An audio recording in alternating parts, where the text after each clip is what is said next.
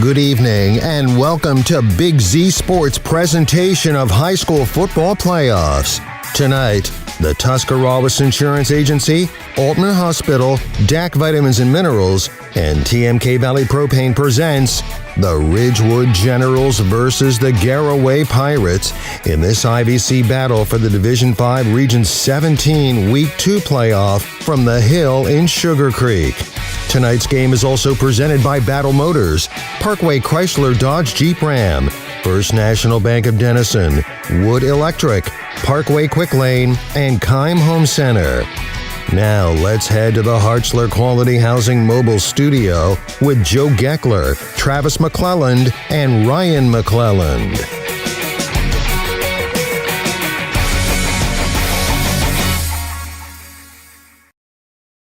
We head into Week 12 here on the Hill in Sugarcreek for 11-0 Garraway Pirates as they play host to the 8-3 Ridgewood Generals. Good evening, everyone. I'm Joe Geckler, along with Travis McClelland. We'll bring you all the live play-by-play action of tonight's Division 5 Region 17 second-round matchup. Travis, a replay of Rivalry Week.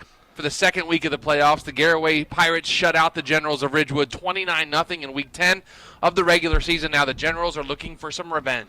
Yeah, and you know what, Joe? It's one of those things, and the key to this, and I was around the Dover program when Dover and Philly played Week 10 and 11, it's all about managing emotion. Yes, game plans are going to change. You get to watch yourself play against that team. It's different than every other week, but the kids know what's at stake, and so they're both going to go after it. You're going to see a little differences between now and what happened 2 weeks ago. Travis, the Pirates and Generals are both known for a very physical and stout defense. What do both teams have to do offensively to be successful tonight? Offensively, you got to execute, and the key, obviously, is to win the line of scrimmage, but you have to execute because against these two defenses, there's not going to be gaping holes. We've talked all year about the Pirate defense. The Ridgewood Generals are pretty good, too, in their own right playing defense, so you have to execute. There's not going to be holes that are 3 feet wide. They're going to be 2 feet wide, so hand placement, head placement, all that fine motor skills, all those fine things are going to be the difference. The attention to details will be the difference tonight. Trav, a beautiful night for high school football on the hill here in Sugarcreek. Does it get much better than 70-degree weather in November for the playoffs? No, I mean, you know, I talked about that all week, about how blessed we are to have this weather. We could be 5 below, you know. So we're up on the hill where it's windy anyway, but you get 70 degrees. You couldn't ask for more. High school football at its finest in the playoffs. 2 great teams going at it. This is going to be a rocking atmosphere. I think probably they sold tickets to stand out on the baseball field to watch this one, Joe. It's going to be a dandy. I heard some media members got here at like noon today to set up everything. We are jam-packed here in the press box. They have press over in the far-away box. They have us just everywhere here tonight for this huge matchup. Coming up next, Travis will be joined in the huddle by Ridgewood head coach John Slusser. You're listening to the high school football playoffs with Big Z Sports right here on Z Country 99.9. Hi, I'm Zach Motice with the Tuscarawas Insurance Agency. For all your auto, home, farm, and business insurance needs, contact our team at the Tuscarawas Insurance Agency or stop in and see us at one of our 3 locations in Sugarcreek, Strasburg, and downtown New Philadelphia, providing excellent service to the Tuscarawas Valley since 1885. Everyone here at the Tuscarawas Insurance Agency would like to wish all area athletes and teams good luck this fall. When struggles seem too tough, when sickness takes a hold, when cancer picks a fight, when baby's on its way, when life throws you a curveball, we've got you. With nearly 130 years in your backyard, Altman knows you and knows your community better than anyone. We're your neighbors, your friends, your family, and we want you to be the healthiest you can be. Altman, we are ready. We've got you. TMK, service with a personal touch. Fall is in the air. Winter is coming. Call the propane guys at TMK Valley Propane. We make sure your home is warm and cozy all winter long. Serving your local area, we bring you the best in service. Call today. All the way with TMK, service with a personal touch. This is RJ Jacobs from DAC Vitamins and Minerals. Did you know that DAC Vitamins and Minerals has more than 40 proven equine supplements that include daily multivitamins, joint, digestion, reproduction and fertility, calming, and many other specialty products, DAC also carries a complete line of livestock products called DAC Show Contender. Feed DAC vitamins and minerals to get the competitive edge in the show pen. We've been feeding champions since 1983. Welcome back to Garaway High School. You're listening to the Wood Electric pregame show. Travis and McClelland in the huddle with Ridgewood Generals head coach John Slusser, presented by the Ridgewood General Store. Coach, the Generals are coming in with an excellent 8-3 record. Talk about your season thus far. It's been a really great year. It was nice getting a playoff win last week. The disappointing part is that we lost Indian Valley and Garaway both, in the league. You wish you could do them over, and now tonight we get a chance to do one of them over, so we got to take advantage of that opportunity. Coach, you alluded to it. Last week you went on the road and beat Berkshire 21-0. How do you rate your performance? You know what? I didn't think we played very well, honestly. I think if we would have played well, I think it would have been 40-0. Defensively, we were really good all night. I think we gave up like 55 total yards or something like that, but offensively, we had the ball on the half-yard line in the first quarter and didn't score. We had it again inside the 10 and didn't score. Just dropped a lot of balls. I didn't think we were real sharp offensively, but, we still put up 21. Coach, you alluded to it. You get to play them again. It's very rare and very difficult to play 2 times in a season, especially your rival. With such familiarity and excitement, how do you handle that and how do you prepare your team? I don't know. It's really all new to me, too. We've never played the same team twice like this. I mean, I know it's happened in the area a few times, especially in the Dover-Philly story. But for me and my program and staff, this is the first time for us. It's exciting. You get to play your rival in the second week of the playoffs, and a lot of anticipation. But there's also that fear. You certainly don't want to lose to your rival twice in 3 weeks. That can be defeating. Coach, offensively, you're averaging an outstanding 26.7 points a game. Talk about the offensive side of the ball. Offensively, we're just so much different than we've been. We don't have the great skill at the outside spots. We don't have a big game breaker inside. But, we do have a nice 1-2 punch with Josiah and Collie. And, if just some of the other guys give us a little bit, it makes us pretty good. Coach, historically, you've always been great defensively. This year is no different, giving up just 16 points per game. Talk about your success on the defensive side of the football. Well, it starts up front. We're really good in the trenches. Our linebacking core is pretty good. Just like the offense, we lack a little skill right now. We lost so much over the past 2 years, losing Dalton and Gabe and Keegan, and the list goes on. We've had to replace, and a lot of those guys, this is their first time playing. So we struggled with the skill department, which has made us susceptible to some big plays in the passing game and things like that. If we can keep it into a running game, we're usually pretty good. Coach, how's practice been this week? What's been the message to your team?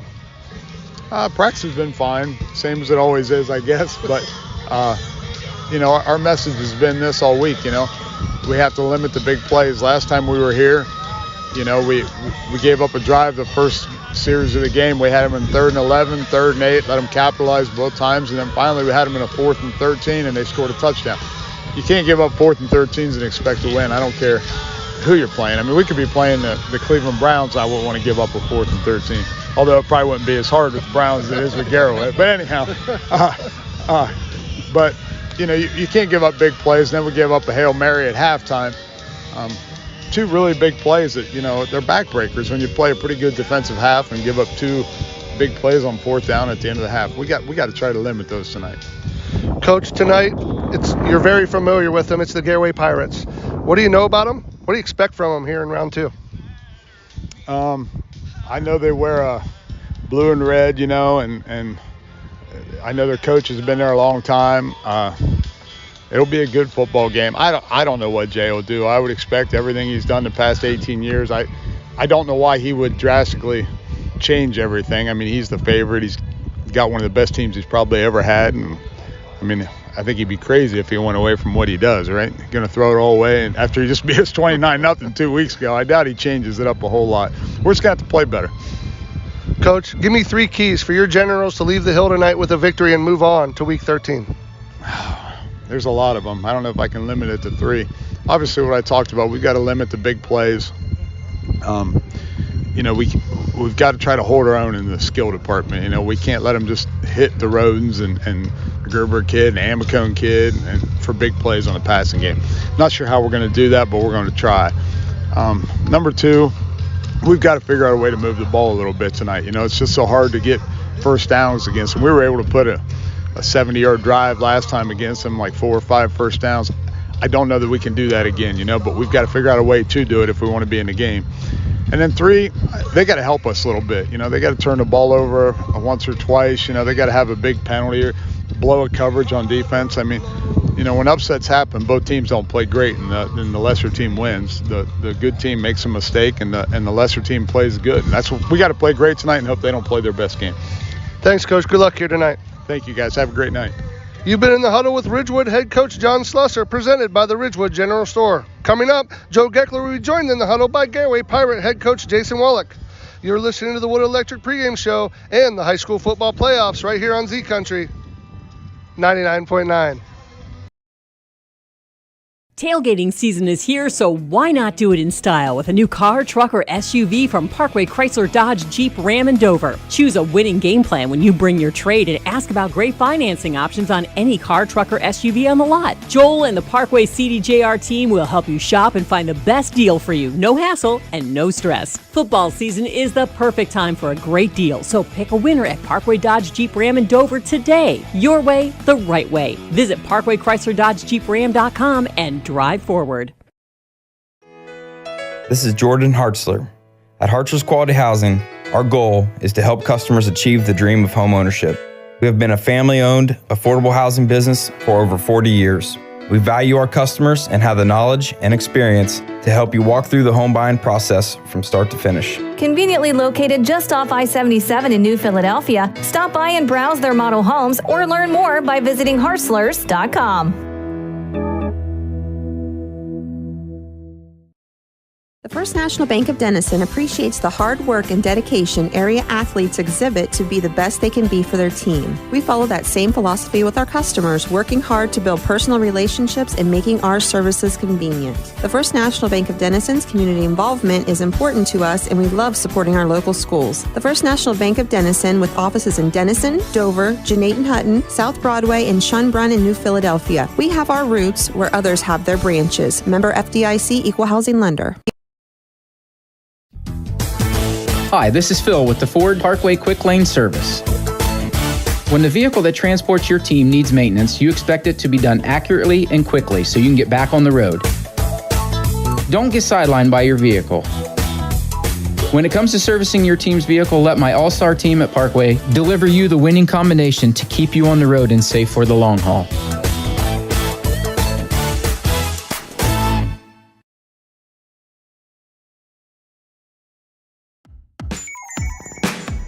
Wood Electric has been trusted with all of your electrical needs for over 30 years. They are the place to call for residential, commercial, and industrial work. Wood Electric is available 24 hours a day and ready to help with any electrical problem, outage, or installation. Wood Electric, serving Tuscarawas County and beyond since 1988. Like Wood Electric on Facebook or find them online at woodelectric.net.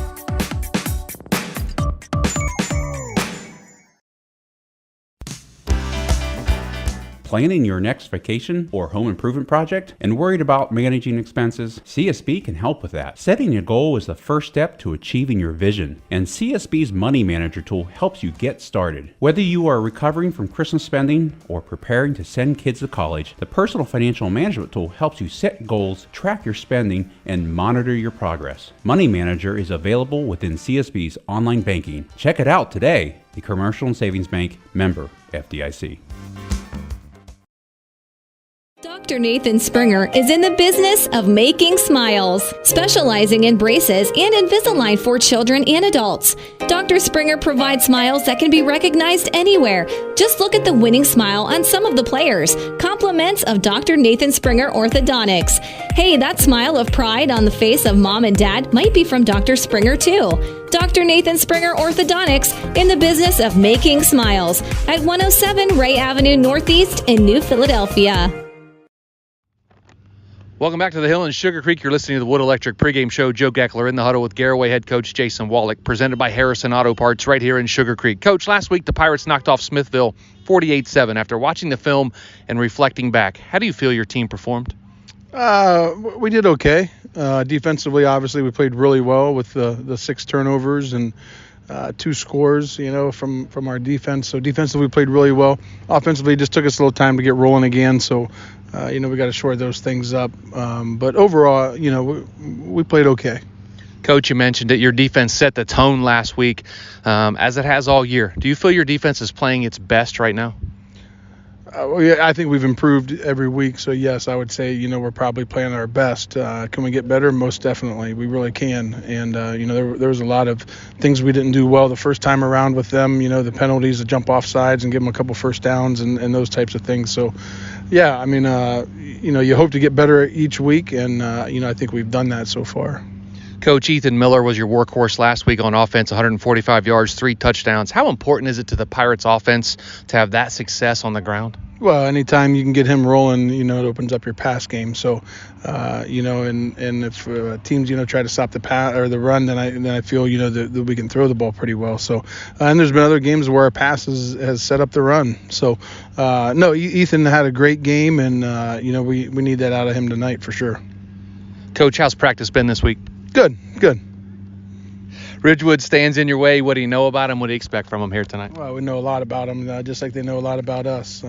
Second time we're playing this year. So, we know that we're going to get a hard-fought football game from a well-coached football team. Finally, Coach, what is your message to the team right before kickoff here tonight? Go have fun. Thanks, Coach. Good luck here tonight. Appreciate it. Thanks. You've been in the huddle with Garaway head coach Jason Wallach. Coming up next, starting lineups and kickoff for the Generals and Pirates right here on Z Country 99.9. Dino Pergolini & Sons Equipment Incorporated is your one-stop shop for all your equipment needs. Offering the option to buy, rent, sell, or trade equipment is what separates Dino Rents from everyone else. With pickup and delivery or even field service available in their service department, Dino Rents can handle repairs needed for any make or model. Dino Pergolini & Sons Equipment is located just past Midvale Speedway and can be found on Facebook or contacted at 330-364-8055. Also offering a location in Caddis to better serve you. Sugarcreek Cartage Company, a family-owned and operated business since 1953, is looking for qualified drivers. Sugarcreek Cartage offers competitive pay and a benefit package with paid medical, dental, and vision, a company match 401k, vacation and holiday pay, and incentives that include a $2,500 sign-on bonus. Sugarcreek Cartage flatbeds typically haul general cargo such as brick, stone, lumber, skidded coils, and building materials. Applicants should contact Ashley Monday through Friday, 8:30 to 4:30 at 330-852-2213. Is your vehicle banged up? Do you want fast, professional service to get you back on the road? This is Garrett Jacobs with AutoWorks Collision Center. We service cars, trucks, SUVs, and even semi-trucks and RVs. Whether you need auto glass replacement, paintless dent repair, assistance with warranty and insurance, or just a free estimate, AutoWorks has you covered. We even offer alignments for your heavy-duty vehicles like buses, motorhomes, and semis with our state-of-the-art Hunter alignment system. Call 330-878-4223. Open Monday through Friday, 8 to 5. Let AutoWorks of Strasburg work for you. Located in the rolling hills of Holmes County, Keim Home Center is the destination and trusted source for your home, building, and woodworking needs. And we are now offering appliances. At Keim, you'll find major kitchen and laundry appliance brands such as General Electric, Whirlpool, Speed Queen, and much more. Our sales and service teams can help with product selection, delivery, installation, ongoing maintenance, and repair. Give us a call or stop by today. Keim, built on trust since 1911. Amici's Pizza congratulates the Ridgewood Generals and the Indian Valley Braves for their outstanding years and wish them all the best. Amici's Pizza serves your favorite traditional pizzas and specialty pizzas. Everything from the dough to the sauce is made fresh daily. Pizza is loved by most. It's been around for years. There's just something different about a pizza from Amici's. Try one today in West Lafayette and now in Janaden Hutton. Big city taste for a small town price. Is there anything better than high school sports? Hi, this is Dan Hosteller of Ferris Chevrolet Buick Toyota. High school sports brings out the best of our high schools and our communities, and the people at Ferris have always been behind the importance of athletics and academics. Just like we believe in the great cars and trucks that we sell and service every day. Like high school sports, we are a great tradition in the area. Ferris on the Wabash, New Philadelphia.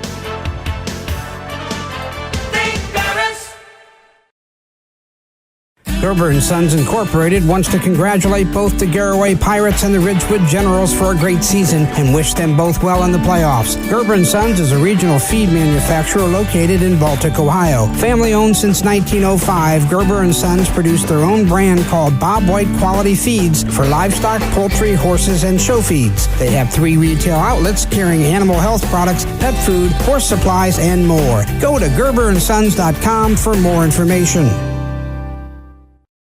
Be a dandy, Joe. When you win the toss and take the football, you know you want to go down and score. Take another quick timeout for the national anthem. We'll be back after this at Big Z Sports. At Kaufman Realty and Auctions, you've got options. Your property is unique, and our agents know how to sell it. Whether it's a traditional listing or live auction, we'll earn you top dollar. Our agents will utilize whichever method of sale works best. When buying or selling your next home, call on Kaufman. The certified public accountants at Moore Niedenthal Incorporated believe in the value of relationships. Moore Niedenthal has been in business for over 40 years in your community, helping individuals and businesses grow. Moore Niedenthal can help manage and prepare your payroll, plan your estate, and prepare your business and personal income taxes. Stop in to the new Moore Niedenthal facility on North Worcester Avenue in Dover and become a valued client today. Fall brings cool evenings, football games, and weekend camping. Muskingum Watershed Conservancy District has the perfect way to recharge after a long week at work. A place to sit around a campfire making s'mores and relax as you watch the snapping and flickering flames dancing under the moonlight. Choose a campsite at Atwood or Tappan Lake Park for your fall weekend getaways. Camping is the perfect way to spend an evening under the stars with family and friends. Reserve your campsite now at mwcd.org. Ron's Heating and Cooling in Denison has been serving this great area since 1977. At Ron's, no matter what your needs, they can handle it. From heating and cooling to standby Generac generators, water heaters, tankless water heaters, mobile home equipment, duct cleaning, and 24-hour no-heat service. Winter, spring, summer, or fall, all you have to do is call 740-922-5252. Ron's Heating and Cooling proudly supports high school sports and would like to wish best of luck to all local athletes participating this season. PAC Drilling, a family-owned and operated company since 2005 in Bolivar, takes pride in being an economic oil and gas drilling company. PAC's objective is to contribute to American energy independence through profitable development, operation, and marketing of oil and natural gas wells. PAC also employs operating technicians to oversee each and every well drilled to maximize its productivity and longevity. Contact PAC Drilling at pacdrilling.com. Won the toss, deferred. Garraway won the toss, elected to receive or get the ball because of the deferment. And we'll go left to right and Ridgewood right to left on your radio dial. We're going to take a look real quick at the Ridgewood starting defense. Travis? Yeah, we're going to look at the defense. They're going to run their traditional 40, Joe. At left defensive end, number 63, Cohen Cabot. He's 5'11", 220 and a senior. At the right defensive end, he wears number 56. It's Jonas Paul. He's 6'2", 230 and a senior. The 2 defensive tackles tonight, number 78, Logan Sesser. He's 6'1", 250 and a sophomore. And the other tackle tonight, he wears 64. His name's Cam Hersberger. He's 5'9", 240 and a senior. To the linebacking crew tonight for the Generals. At the left outside linebacker, number 26, Quincy Haynes. He's 6 foot, 200, and he's a senior. At the right outside linebacker, number 33, Aiden Sparger. He's a 5'11", 175 sophomore. The man in the middle, number 9, Colin Smith. He's a 5'11", 210-pound senior. To the defensive backfield tonight for the Generals. At the left cornerback, number 13, Matt Humphreys, 5'9", 140 and a sophomore. At the right corner, he wears 29.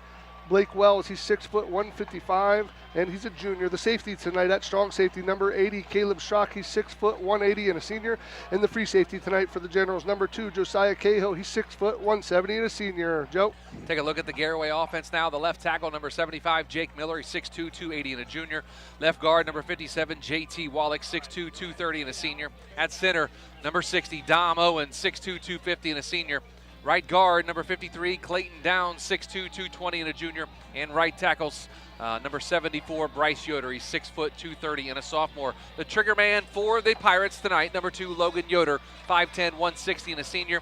At tailback, number 9, Ethan Miller, 5'9", 170 and a senior. Receivers for Logan Yoder to throw to, 6 foot, 165-pound junior, number 16, Jensen Garber. Number 5, Brady Roden, 6'2", 180 and a senior. And his twin brother, Alexander, number 3, 6'2", 180 and a senior. Also number 14, Gabe Amacone. He's 6'3", 185 and a junior. And you also see number 12, Bronson Speedy. He's 6'3", 190 and a sophomore. And number 30, Dylan Sunland. He's 5'6", 150 and a sophomore. That's the starting lineup for the Garraway Pirates. They're in all blue uniforms tonight, folks. Red numerals trimmed in white. White numerals on the sleeves, the white helmet with the flag with the G in the middle of it.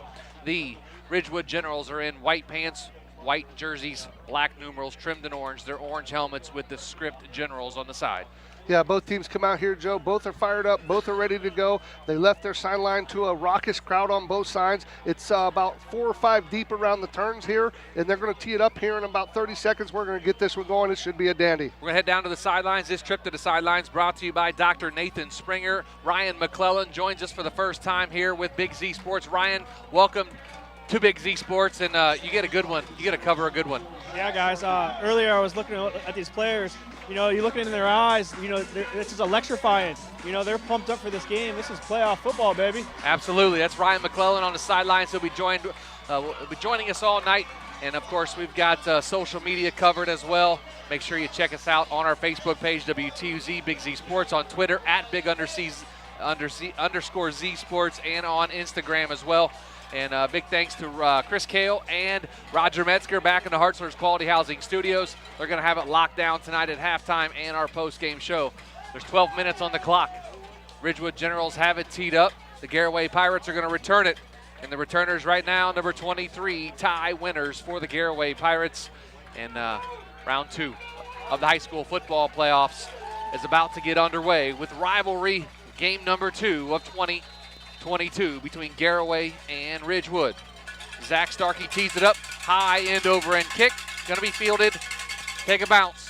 It's going to be fielded on the bounce at about the 15, and that's where Ty Winters is going to be dropped right at the 15.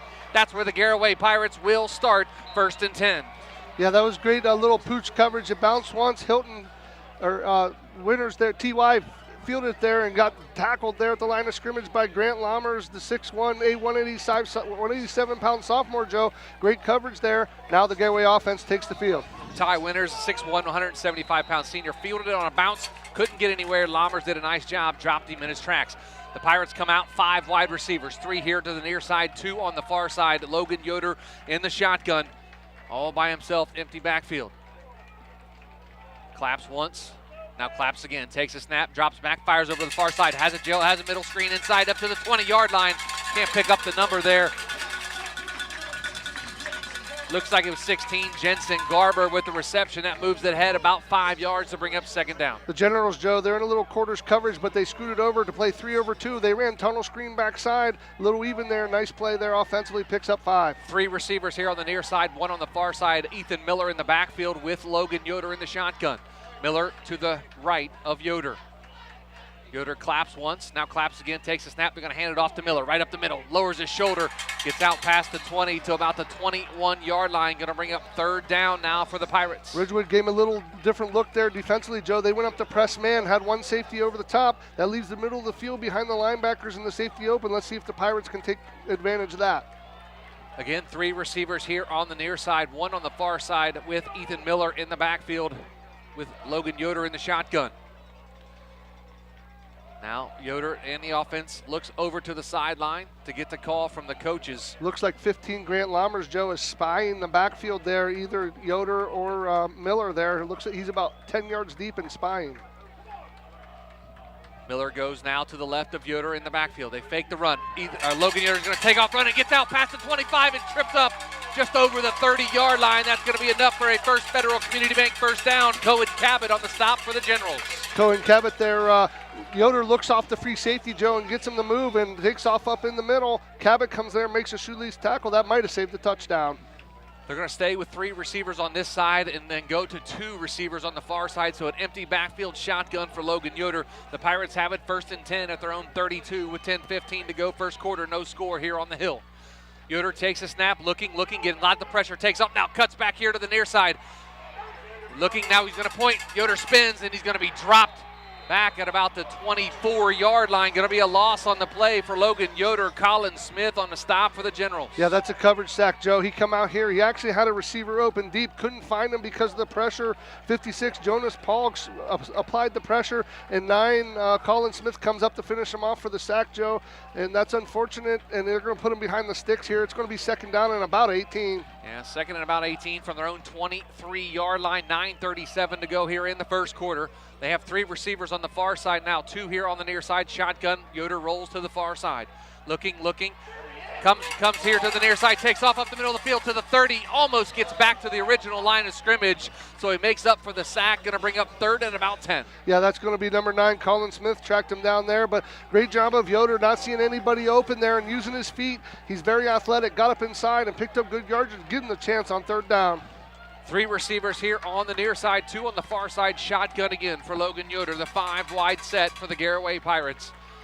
3rd and 9 at their own 33-yard line. They gave him a gain. Ridgewood went to a 30 here, Joe, a 30 spread, and they're gonna drop 8. That was a gain of 11 on that last run for Yoder. 3 receivers again here near side, 2 on the far side. Shotgun. Yoder takes a snap, looking.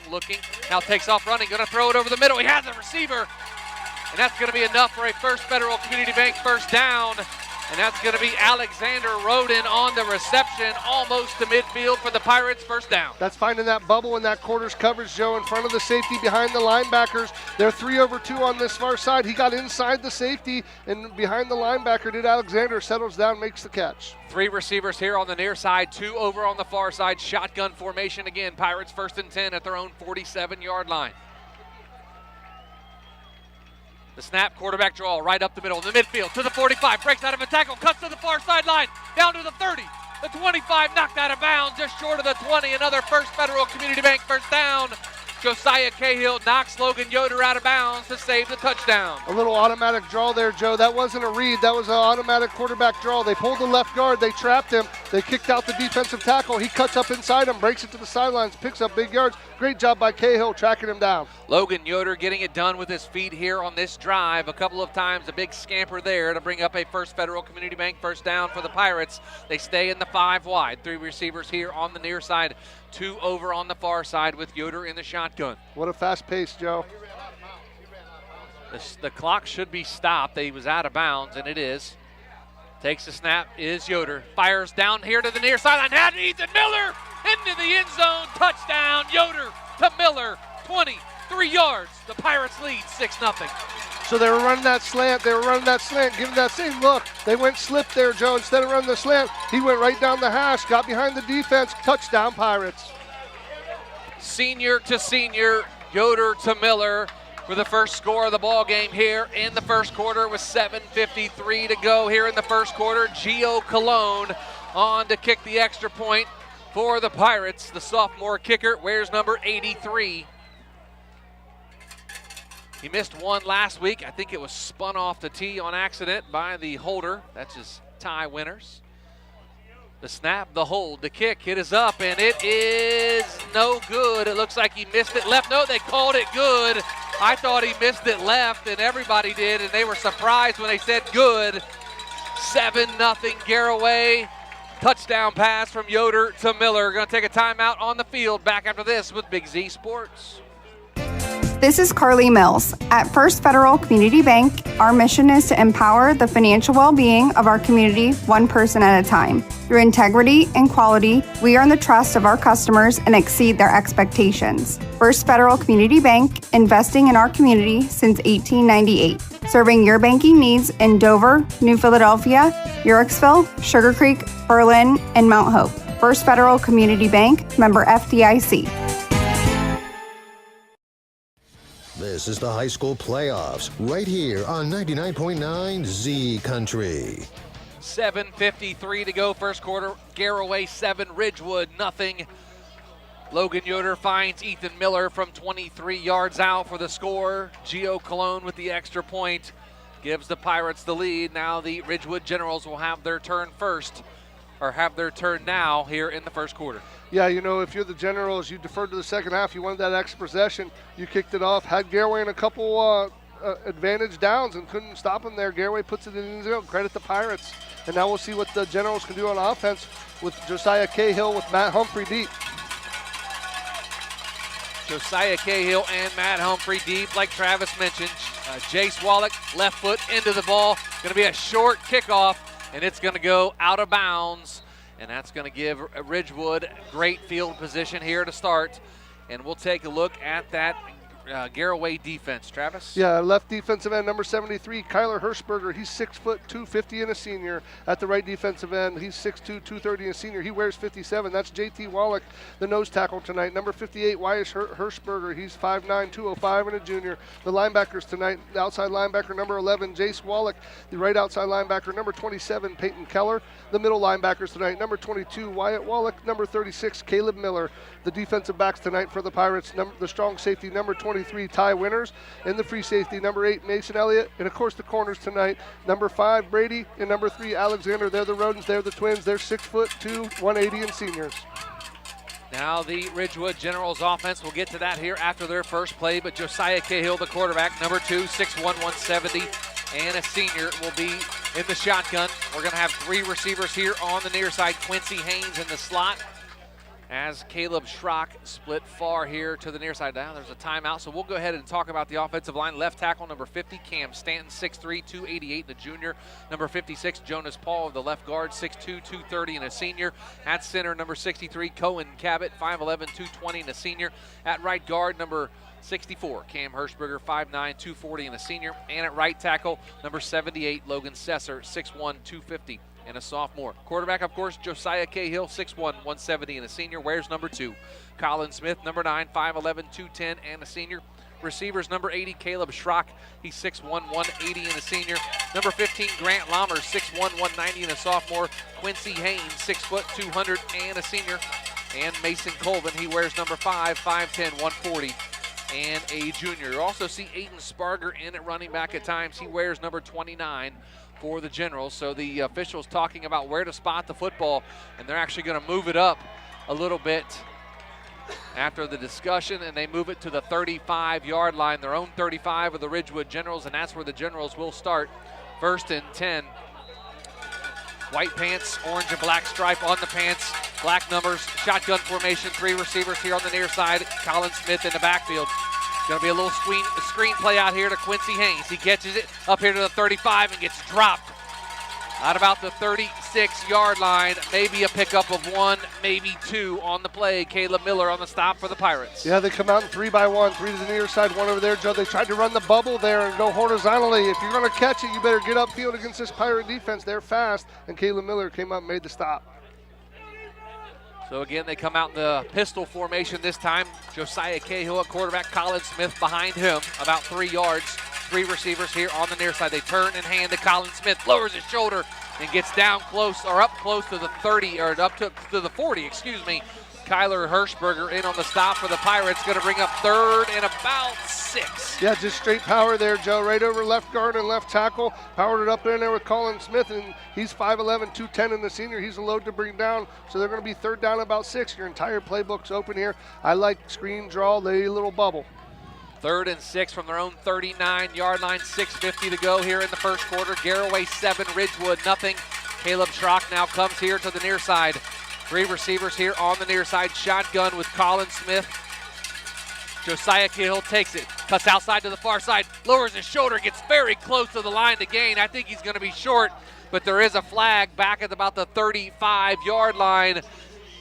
Do you if it's against Ridgewood, it's a hold against Ridgewood, do you decline it or do you take that, Trav? Yeah, if I'm the defense, I probably take the penalty because it's a spot foul and it's going to move 10 from there. Otherwise, it's fourth and about a half a yard. If I'm Coach Wallach, I probably take that penalty. It looks like they're going to back him up. Let's see what they do here. Yep, they're going to back him up. Coach Wallach does take the penalty, so it's going to remain third down. They're going to replay the third down on the holding call. Yeah, and it looked like it was JT Wallach there in the backfield. When the white hat throws that penalty late, Joe, it's either a holding or a face mask or something like that. And unfortunately for the Generals, they're going to be backed up. Third down and 18. Not too many playbooks in there for that. Pistol formation. Colin Smith behind Josiah Cahill. 3 receivers now. Schrock goes in motion. Little rollout to the far side for Josiah Cahill. Has plenty of time looking. Now comes here to the near side. He's going to get dropped. No, he slips out of the tackle. Has a receiver open and just overshoots him. That was intended for Colin Smith here on the near sideline and almost hit him in stride. That would have been a huge gain for the Generals, but brings up fourth down. What a play by Josiah Miller. That was almost magic to get out of there, Joe. He used his feet well. He came inside, bounced it back outside, spun, got to the corner, had Colin Smith open, but overshot him on the run. Probably would have had the first down. Unfortunately for the Generals, it was incomplete, and they're going to have to punt the football back to the Pirates. Josiah Cahill doing his best Gabe Tingle impression, getting out of pressure there. Almost had him dropped in the backfield, spun out of it. Great play there by the senior Josiah Cahill. Now Aiden Sparger on to kick the ball away. Of course, number 5, Brady Roden, back deep to return this punt. Snap is back. It's going to be a high spiraling punt. Going to take a bounce at about the 41. Roden fields it up here to the 35, to the 40. And that's where he's going to be dropped at about the 43. 2 flags come flying in. We're going to see what the penalty flag, both from one behind the play and the other official behind the runner. So that may be a holding call. These are going to be 2 different penalties here, Joe, for sure. We'll see what the call is. The white hat running to talk to his cohorts. Looks like it's going to be against the Garraway Pirates. We'll see what it is. It's going to be a block in the back against the Garraway Pirates and a hold against the Garraway Pirates. So they're going to take one or the other and back them up. They'll take the back one because it's also a spot foul, Joe. So they're going to go back from about the 38-yard line. So they're going to back them up.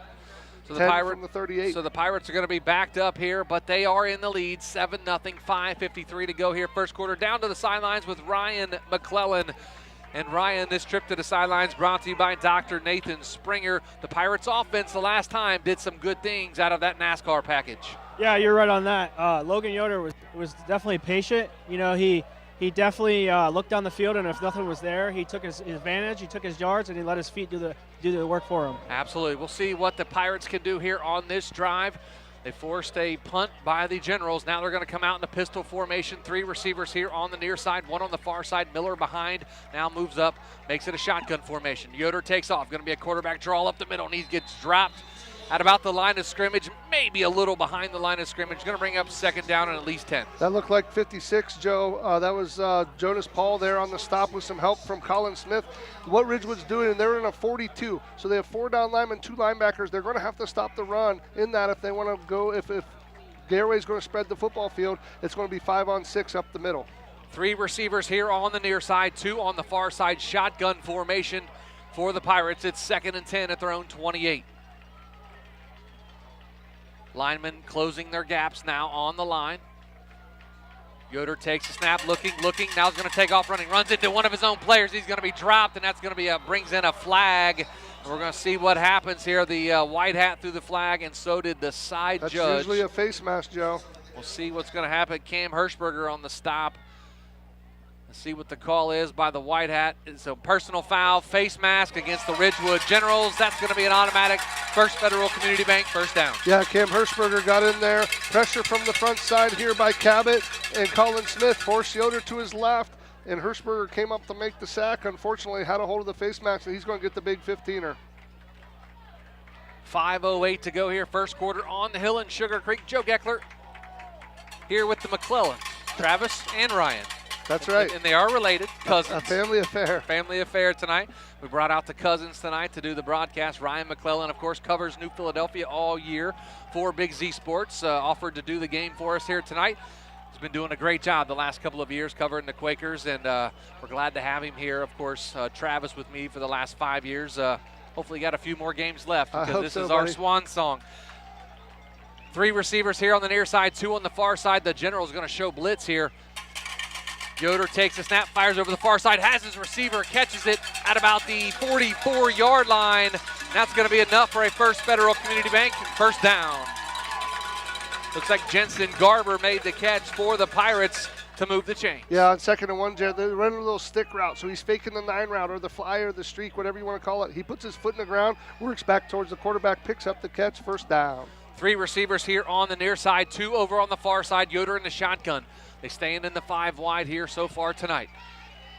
Quarterback draw right up the middle. Yoder tries to find something, nothing at the line of scrimmage. Gets dropped right about the line of scrimmage. Maybe picked up 1. Cam Hirschberger on the stop for the Generals. Cam Hirschberger along with Aiden Sparger there. One thing the Generals are doing, Joe, if you watch in their 40, the defensive end are outside. They're at a wide 9. They don't want the Pirates to get outside. What that leaves is a gap up the middle, and Yoder tried to take advantage of that time. The Garraway offensive line and the Ridgewood defensive line went to war. Ridgewood won that one.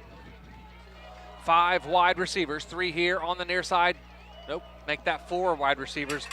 Yoder takes a snap, comes here to the near side, has his receiver. That's going to be Brady Roden out past the 50, down to the 45-yard line. That was Brady Roden. That's going to be another First Federal Community Bank first down. Yoder went on a quarter roll there, Joe. He faked it to Miller up the middle, pulled it.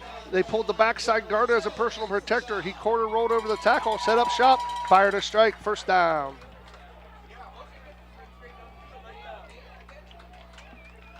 Three receivers on the far side, 2 here on the near side. Shotgun formation for the Pirates.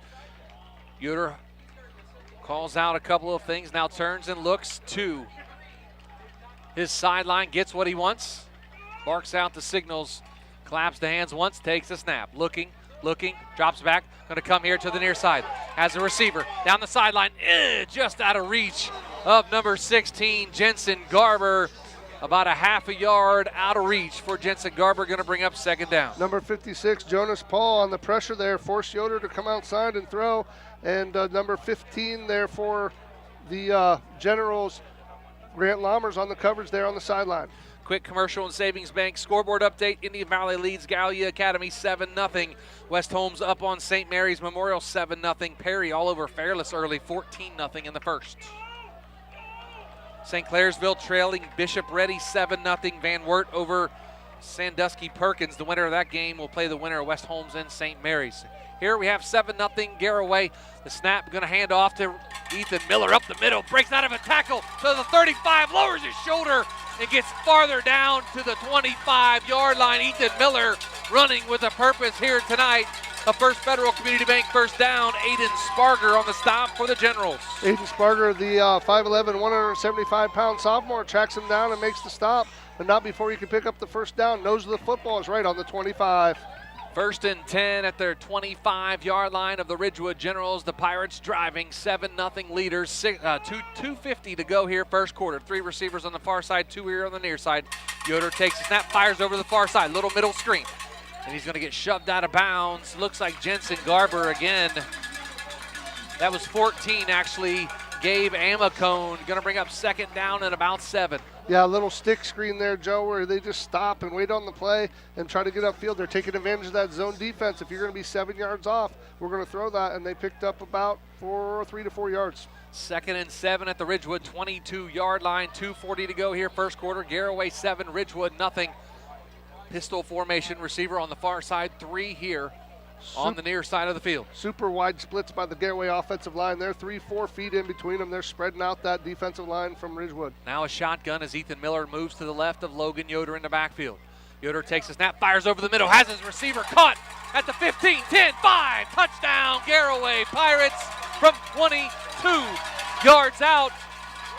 Going to be Ethan Miller again for the Garraway Pirates. That's 2 touchdowns now from the quarterback, Logan Yoder, to Ethan Miller, 13-0. They put Miller in the slot, Joe, and when you're in cover 4, you have 2 safeties, both on the hash. He worked inside the left free safety there, got inside him on the skinny post. Yoder hit him in stride. He does the rest, puts it into the end zone. Gio Colon on to kick the extra point for the Garraway Pirates. A sophomore kicker wears number 83. Ty Winters, the holder. 2:34 to go here first quarter. The snap, the hold, the kick. It is up, and it is right down Broadway. And that is good. 14-0 Garaway. A timeout on the field. A Kaufman Realty timeout. We'll take it with them. Back after this with Big Z Sports.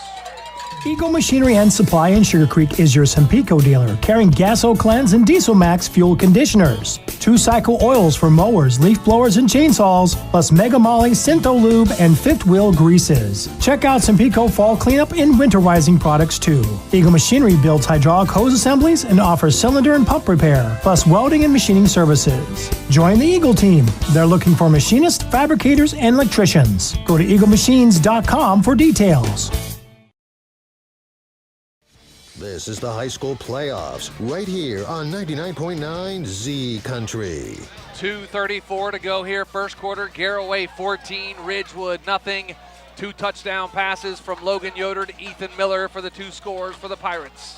Yeah, offensively, the Pirates have it humming right now. Ridgewood, what you got to do is you did some good things there in your first offensive drive. You got to come back to those things. You had Colin Smith there open on that 3rd down, just missed him. No time to panic, down 2 scores. Do what you do. Dance with the one who brought you. Whatever got you here, settle down, do that. Get it, put a drive together. If you're Coach John Slusser's troops, you gotta stick to the game plan right now. Josiah Cahill, Matt Humphrey back to return the kickoff from number 11, Jace Wallach. The Pirates lead 14-0 here in the first quarter. Wallach, low line drive kick, and that might go out of bounds. It takes a hop, and it's going to be fielded deep inside their own territory, about the 2-yard line. That's going to be Humphrey, and he's going to be dropped short of the 15-yard line. That was actually Josiah Cahill on the return, and he is going to have it at about the 13-yard line. The Pirates, great kickoff coverage there. Yeah, they had great kickoff coverage. I think Josiah thought that was going to roll out of bounds, Joe. It did not, and that's a live ball. He had to pick it up. They had a field return on, so he was trying to come horizontally. He gets tackled right about the 13-yard line. So it's going to be 1st and 10 at their own 13-yard line for the Ridgewood Generals, trailing the Garaway Pirates 14-0. 2:32 to go here, first quarter. Joe Geckler, Travis McClelland, and Ryan McClelland on the sidelines here for Big Z Sports. Chris Cahill, Roger Metzger back in our Hartzler's Quality Housing Studios. 3 receivers on the far side. Cahill takes a snap, going to fire it over to the far sideline. Has Schrock, makes the catch, spins out of a tackle, gets up close to the 20-yard line. Going to be a pickup of about 7 to bring up 2nd down. Yeah, a little screen there. Got it outside quickly. Get it to your athletes. Let them work in space. That's exactly what Ridgewood did. Great pickup there on 1st down to make it 2nd and 5. Calling it a 5-yard gain for the Generals. Coming up on 2 minutes to go here. First quarter, 3 receivers here on the near side. Pistol formation now. Number 5, Colvin goes in motion. They're going to hand off. Nope, Cahill's going to keep it here on the near side. It is going to be tripped up at about the 30-yard line. Josiah Cahill picks up the First Federal Community Bank 1st down. Alexander Roden with the stop. Yeah, when times are tough, you give it to your athletes, Joe, and that's senior Josiah Cahill. He fakes the handoff there, keeps it backside, picks up a nice couple blocks outside, picks up the 1st down. Nice open field tackle there from Alexander Roden to bring down Josiah Cahill. Now Bronson Speedy checks in. Brady Roden checks out. Alexander goes to the far sideline. We're going to have a timeout on the field, and that's taken by the Garaway Pirates. We will take it with them, a Kaufman Realty timeout. Back after this, you're listening to Big Z Sports right here on Z Country 99.9. How does a new career in an extremely high-demand field sound to you? Well, the former Crane Carrier Company in New Philadelphia is now Battle Motors. Battle Motors is expanding rapidly for their all-new heavy-duty electric truck production. Battle Motors has immediate openings for assemblers, electrical technicians, painters, blasters, as well as numerous engineering and design positions. If you're interested in a great career opportunity, apply online at battlemotors.com/careers. Back to the field with Joe Geckler and Travis McClelland. 1:30 to go here, first quarter. Garaway 14, Ridgewood nothing. Division 5, Region 17, 2nd round of the playoffs, week number 12 of the high school football season. Real quick look at a Commercial and Savings Bank scoreboard. Indian Valley leads Gallia Academy 7-0. West Holmes up on St. Mary's Memorial 7-6. SWD with a 70-yard touchdown run. Perry leads Fairless 14-0. 3 receivers on the far side, shotgun formation. Smith to the left, or to the right of Josiah Cahill. Cahill takes the snap, rolling, fires to the far side. It is picked off. This could be a touchdown down to the 10. Inside, 5, touchdown. Garraway Pirates. And that is number 23, Ty Winters with the pick six. 30-yard pick six, and there is a flag on the play. We're going to see what the flag is. Head down to the sidelines with Ryan McClelland. Ryan, what did you see here on the pick six? Yeah, Ty Winters, he read that ball right from the quarterback's eyes. He stepped in front of there, and he did what he had to do is he just took it down to the house. And I believe they might have a celebration penalty here, but I'm not 100% sure, guys. Let's see what the white hat calls here. It's going to be an unsportsmanlike conduct against the Garraway Pirates. Most likely celebration. Good call, Ryan McClelland. They're going to assess that on the kickoff, Joe. He just motioned. That will be assessed on the kickoff, but nonetheless, Ty Winters with a 30-yard pick six as he takes it to the house, steps in front of the route, and Ty Winters grows the Garraway lead to 20-0. Gio Cologne on for the extra point. A minute 21 to go here in the first quarter. Big turn of events for the Garraway defense. Snap, hold, kick. It is up, and it is good again for Gio Cologne. The Pirates lead 21-0. Take another timeout, a Kaufman Realty timeout. Back after this with Big Z Sports. Hi, this is Jan McInturf. For the past 30 years, the residents in and around Tuscarawas County have made the call to the realtors and staff at McInturf Realty for buying and selling of residential and commercial properties. We truly live in a great community, and in all of these communities, there is nothing better than high school football. For myself and all the agents and staff at McInturf Realty, we would like to wish all the area athletes good luck this season. And make the call to McInturf Realty at 330-364-SOLD.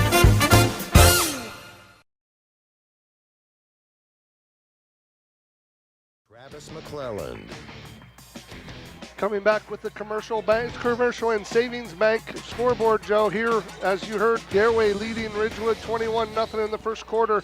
Indian Valley up 7-0 on Gallia Academy down in Janaten Hutton. West Holmes leading St. Mary's Memorial just by 1, 7-6 in the first. The Perry Pirates are up 14-0 over Fairless in the first quarter. Some other games around the area. Division 4, Region 15, Bishop Ready. They lead St. Clairsville 7-0. The winner of that plays the winner of Indian Valley and Gallia Academy in Division 4, Region 14. Van Wert is leading Perkins. I'm not sure that's 1-0. We'll have to check on that score. But last I saw, I think it was 7-0 Van Wert over Sandusky. Make it 13-0 over Sandusky. Perkins thanks Roger Metzger for fixing that. The winner of that game plays the winner of West Holmes and St. Mary's. So again, our score 21-0. Garraway leads Ridgewood. 2 long touchdown passes from Logan Yoder to Ethan Miller, and then a 30-yard pick six just a moment ago from Ty Winters, the senior outside linebacker. Strong safety. Excuse me. Yeah, when you see that, Joe, that's instincts, that's athleticism, but that's also film study there by Ty, and he took it to the house. Cahill and Humphrey back deep. It's going to be a high end over end kick. Again, going to be a short one. Going to take a bounce, and Cahill's going to pick it up about the 31. Breaks out of a tackle. Cuts to the far sideline, gets up close to midfield. He's going to be shoved out of bounds inside Garraway territory at about the 48-yard line. That's where the Generals will have it, 1st and 10. Yeah, that's going to be great field position if you're John Slusser's Chargers there. Cahill picked up the little wedge shot there from Wallach and returns it to almost the mid-stripe field here. The ball's going to touch right at the 49. 1st down and 10 for the Generals. They're going to say he went out of bounds just inside his own territory, as Travis mentioned, at the 49-yard line. 1st and 10. Indian Valley now leads Gallia Academy 14-0 in the second quarter down in Janaden. 3 receivers here on the near side. Pistol formation with Colin Smith behind Josiah Cahill. The snap. And they're going to give it to Cahill. Breaks out of a tackle, lowers his shoulder, gets into Garraway territory down to about the 47-yard line. And that's going to bring up 2nd down. Wyatt Wallach on the stop for the Pirates. Number 22, Wyatt Wallach, filled the gap there. An interesting play there designed by the Generals. They pulled the left, they trapped the left guard, but he didn't trap all the way across. He folded back over the center, and almost like an extra lead blocker there for Colin Smith, Joe. Interesting play design there by Chris Cabot's Chargers there for the Generals. 2nd and 6 at the 47-yard line of the Garraway Pirates. Bunch formation, looks like a wing T formation. Wing goes in motion. Going to have a false start on the Generals. And that's going to be Grant Lammers on the false start. Going to back him up 5. Yeah, he was out here at the slot, Joe. Tight slot at that. He was 2-by-2 off the tackle. He just flinched to the lower level a little bit and got picked up the 5-yard penalty. Now it's going to be second down and about 11. Second and 11, back in their own territory at the 48-yard line for the Generals. Trailing 21-0, just under 30 seconds to go here in the first quarter. Garraway leads 21-0. Beautiful night for high school football. Couldn't ask for a nicer night here in November. 18 seconds to go here in the first quarter. They're going to turn and hand to Colin Smith. He goes into that line of scrimmage, and he may have picked up a couple of yards right to midfield at the 50, and that's going to be the final play of the first quarter. Lots of scoring as Wyatt Hirschberger brings down Colin Smith. Lots of scoring in the first half, or the first quarter. 21 points by the Garraway Pirates, and that's going to do it for the first quarter. Back to the Hill and Sugarcreek after this. You're listening to Big Z Sports right here on Z Country. Sugarcreek Cartage Company, a family-owned and operated business since 1953, is looking for qualified drivers. Sugarcreek Cartage offers competitive pay and a benefit package with paid medical, dental, and vision, a company-matched 401k, vacation and holiday pay, and incentives that include a $2,500 sign-on bonus. Sugarcreek Cartage flatbeds typically haul general cargo such as brick, stone, lumber, skidded coils, and building materials. Applicants should contact Ashley Monday through Friday, 8:30 to 4:30 at 330-852-2213. Based on a foundation of trust and integrity, Jeff Wallach LLC is a family-owned and operated company proudly serving the greater Northeast Ohio and surrounding communities with experience in residential and commercial projects. The pursuit of quality workmanship and commitment to superior customer service has positioned Jeff Wallach LLC as a respected installer of seamless siding, spouting, and replacement windows and doors for more than 25 years. Turn your vision into a reality by visiting jeffwallachllc.com. There's only one Big Z Sports. Welcome back to the Hill and Sugarcreek. Joe Geckler, Travis McClelland, Ryan McClelland on the sidelines for Big Z Sports here tonight. The Garraway Pirates lead 21-0. 2 touchdown passes. Logan Yoder to Ethan Miller. Logan Yoder to Alexander Roden. And a pick 6 by Ty Winters. 3 receivers on the far side. They're going to throw a little screen. He's going to get dropped in the backfield as Caleb Schrock. A couple of Garraway Pirates led by Peyton Keller. Ty Winters in there as well. Caleb Miller in there. Big time hit from the Pirates defense. So what happened there, Joe? They tried to throw lock up. They tried to fake the bubble screen and throw a streak downfield. Garraway was all over it, so Cahill smartly kept it and threw it back out to the original screen fake guy. That play was designed to go downfield. It was covered, so he threw it back to Schrock there. Caleb Schrock took a shot on that play. He was fighting for yardage, Joe, but then the help was coming for the defense. He took about 3 big ones there. Luckily, he's okay. The cavalry came for the Pirates and cleaned it up as the punter, Aiden Sparger, back deep to punt the football away to Brady Roden.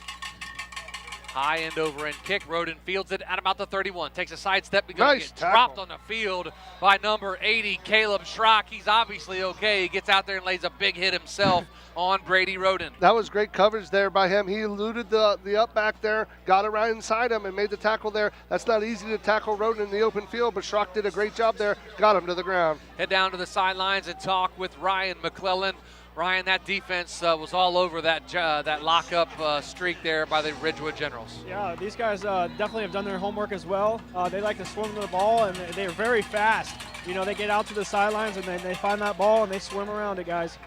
That trip to the sidelines brought to you by Dr. Nathan Springer. The Pirates come out, 3 receivers on the far side. 1 here on the near side is Jensen Garber. Ethan Miller in the backfield behind Logan Yoder. Now he moves to the left of Yoder. Turns and hands now to Ethan Miller. Cuts here to the near side, to the 35, to the 40. Has a block, to the 45, to midfield, 50. Cuts inside, down inside Ridgewood territory to the 46-yard line. That's going to be enough for a First Federal Community Bank first down. Nice run by Ethan Miller. Cohen Cabot came all the way across the field, number 63, the defensive end, to make the stop there, Joe. The Garraway Pirates splits. They're wide splits. They're spacing out the defense and really taking advantage of that. Looks like we're going to have a timeout on the field, and it's going to be taken by the Ridgewood Generals, and we will take it with them. Back after this, you're listening to Big Z Sports right here on Z Country 99.9. With the colder fall weather here, that means deer are running all over roadways. If you have the misfortune of hitting a deer, the place to go is Gillen Body Shop in New Philadelphia. Gillen Body Shop and their 90-plus years of experience can get your vehicle back to you quickly and efficiently, and all repairs include a 100% lifetime guarantee. For any and all auto body work repairs to be done right the first time, get to Gillen Body Shop in New Philadelphia. Learn more about Gillen Body Shop when you find them on Facebook. Best high school football coverage with Big Z Sports and 99.9 WTUZ. 10:47 to go here in the first half. Garraway leads 21-0. After this play, we will have a little tech talk with Travis McClelland and describe that long run just a moment ago by Ethan Miller. They come back out of the timeout, do the Garraway Pirates. 1st and 10 at the Ridgewood 46, 5 wides, 3 on the far, 2 here on the near. Then they'll throw a little middle screen to Jensen Garber. Gets a block, and he is going to be spun out of bounds. Down close to the 42-yard line, Logan Sesser on the stop. So, Travis, a little tech time with you here on that long run by Ethan Miller just a moment ago. What happened? Why was it so successful? So what they're doing, the Pirate offensive line are spacing out. When they're tight splits, the defensive's tight. They line up on the offense. They're getting the 4- and 5-foot splits. And what they did is they bounced it up inside. When he bounced it to the corner, that leveraged the outside linebacker, so he was able to get around the outside and beat him one-on-one to the corner. Shotgun formation, 5 receivers, 3 on the far side, 2 here on the near side. Yoder takes a snap, looking, fires here to the near side, has his receiver. That's Alexander Rodin, and he's going to be out of bounds. Enough for a First Federal Community Bank first down. Grant Lammers on the stop. Yeah, they're taking advantage of that zone, Joe. He got inside, got outside in that bubble, ran like almost a sideways V, catches it on the sideline. They're in front of the corner. The safety can't get there. Nice play designed by the Pirates. Big thanks to our streaming sponsors tonight, DAC Vitamins and Minerals, Altman Hospital, Tuscarawas Insurance Agency, and TMK Valley Propane. 21-0, Garraway leads with 10:04 to go here in the first half. Pistol formation, 3 receivers on the far side. Now Miller makes it a shotgun. He moves up to Logan Yoder's left. The handoff is to Miller. He is going to be dropped right about the line of scrimmage. Maybe a loss on the play. They say he went down behind the line of scrimmage. It's going to be a loss on the play by Miller. Yeah, he's going to lose one there, and that's the key to this game, winning first down. You get in the backfield, make a stop, make him go 2nd and 11. Garraway Pirates breaking the huddle, Joe. They're going quick. You call it the NASCAR package. I think they're running NASCAR is how fast they're getting to the line and going. They want to put up a lot of plays here tonight. 3 receivers here on the near side, 1 on the far side. Miller in the backfield with Yoder, as Miller is behind Yoder in the pistol formation. Now he moves up to the shotgun. The snap.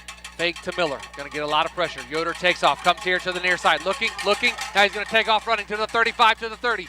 Cuts inside to the 25-yard line, down to the 24-yard line. Another First Federal Community Bank first down for the Pirates. Number 63, Cohen Cabot, came all the way across the field to make the tackle.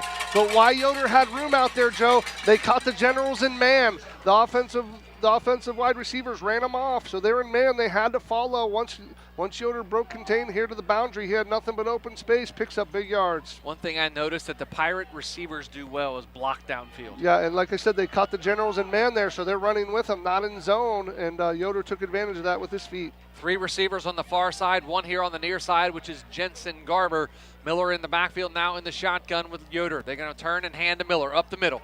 Makes the guy miss, cuts to the far sideline, to the 15, to the 10, spins and down at the 5. It looks like there's a white flag out about the 15-yard line. Going to be a hold against the Garraway Pirates. Yeah, it's going to be a hold there.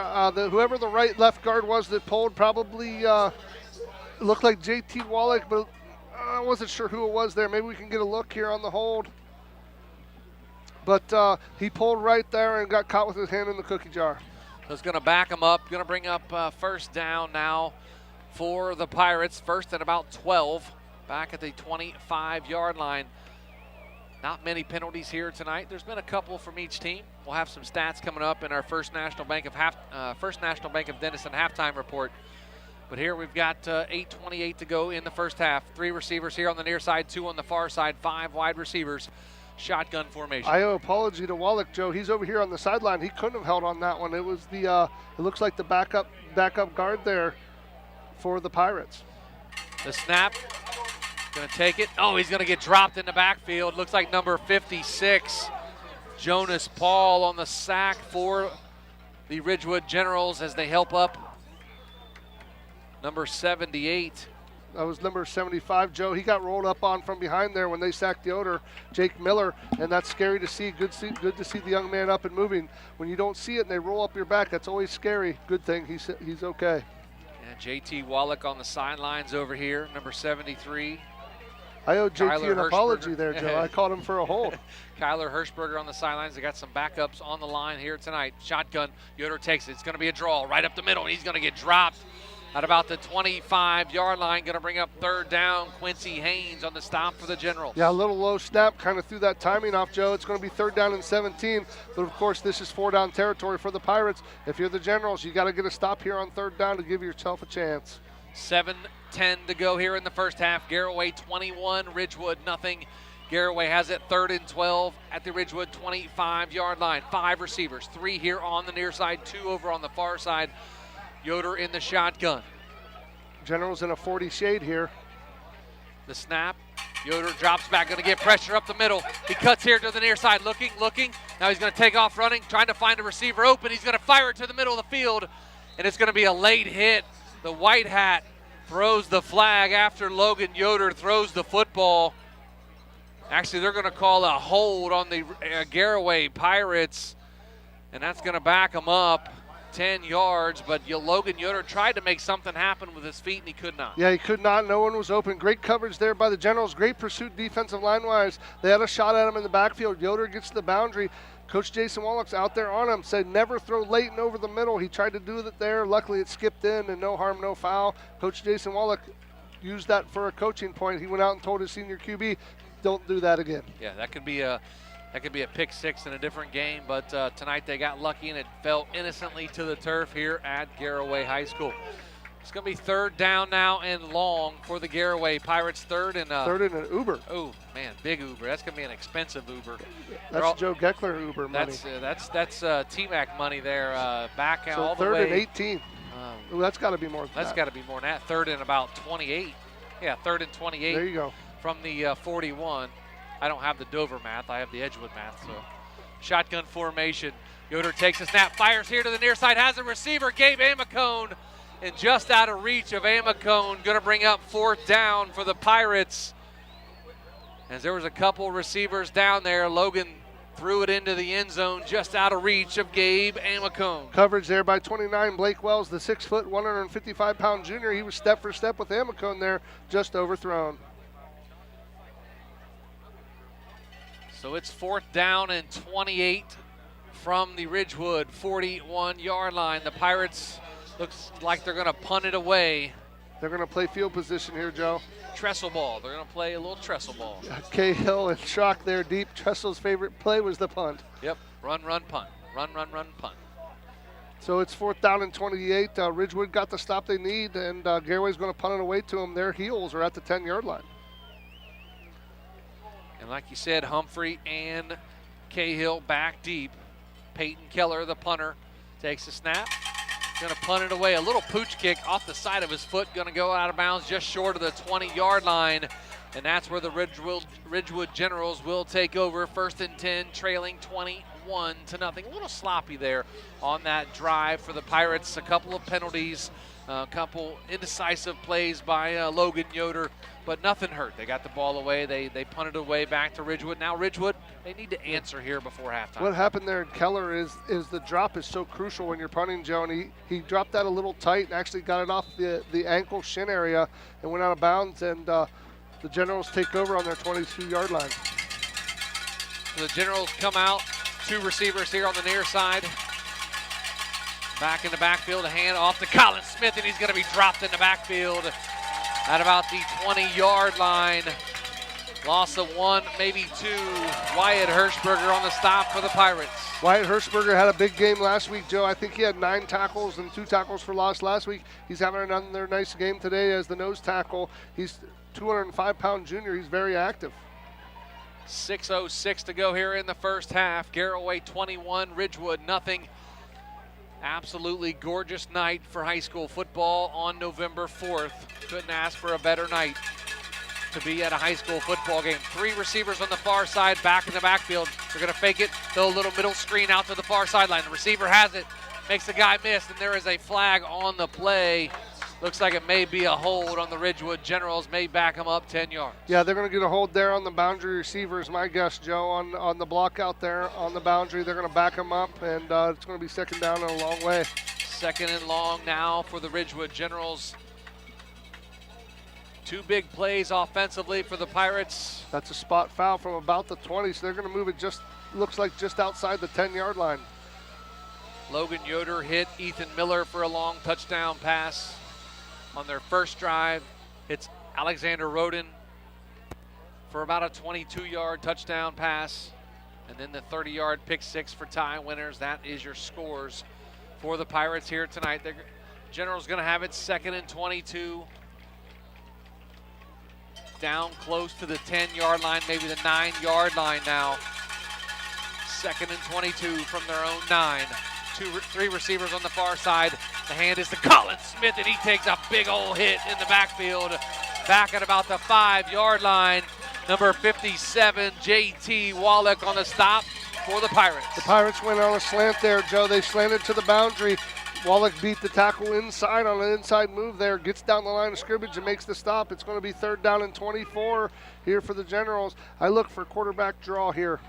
A draw or a little screen or something to try to get some yards so they're not punting out of their own end zone. Try to make up some ground for the Generals. 3 receivers come here to the near side. That's going to be Schrock, Lammers, and Haynes. Back in the backfield, which is Colin Smith. It's going to be a rollout. Cahill keeps it, fires over the middle, and has a wide open Caleb Schrock, and he drops it at about the 20-yard line, and he had some green turf in front of him. Yeah, Schrock did a good job of working into that space, into that bubble behind the linebackers in front of the safeties. He worked right inside the hash, was wide open. Cahill put it on a dot, and unfortunately for the Generals, he just drops the football. Now they're going to have to punt from the back of their own end zone.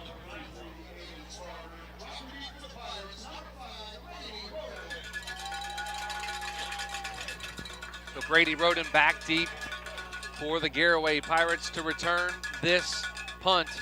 He's got his heels planted on about the 35-yard line, the Ridgewood 35. Low line drive kick on a bounce at about the 33-yard line.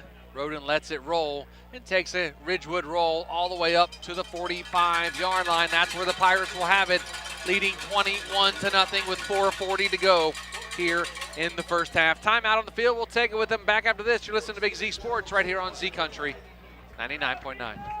The Lehigh Inslee Insurance Agency is proud to be a part of this high school sports broadcast. We support the student athletes on the team and the students in all extracurricular activities. Hi, I'm Todd Inslee. In fact, your good student may qualify for discounted auto insurance rates from companies like Encova Insurance.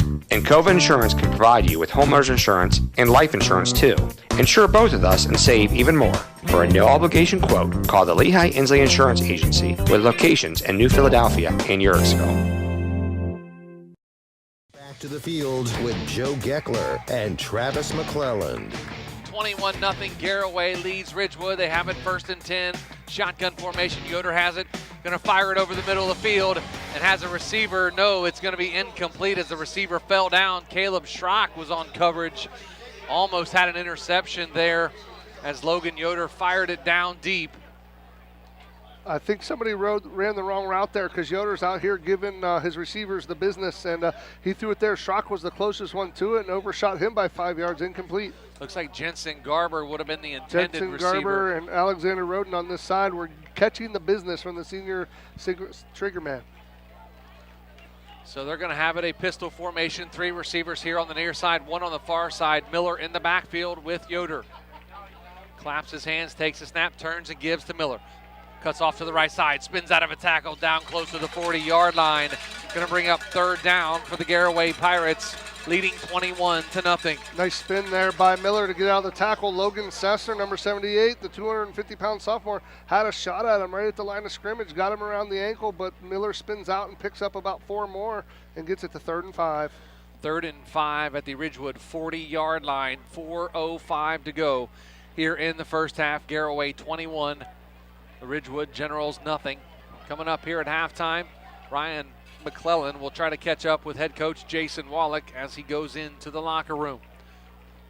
3 receivers here on the near side. Yoder takes a snap, going to take a draw up the middle and takes a big hit to the turf here at Garraway High School. Going to bring up 4th down as Logan Yoder comes up holding his back or hip a little bit as he walks off the field. Going to bring up 4th and 10 now for the Pirates. They're going to punt the football away. Well, that's a big man to land on you if you're Logan Yoder. That was number 78, Logan Sessler. Beats the guard inside there. They were trying to run quarterback draw. He beat the guard inside and flattened Yoder for a loss. It's going to be 4th down and 7.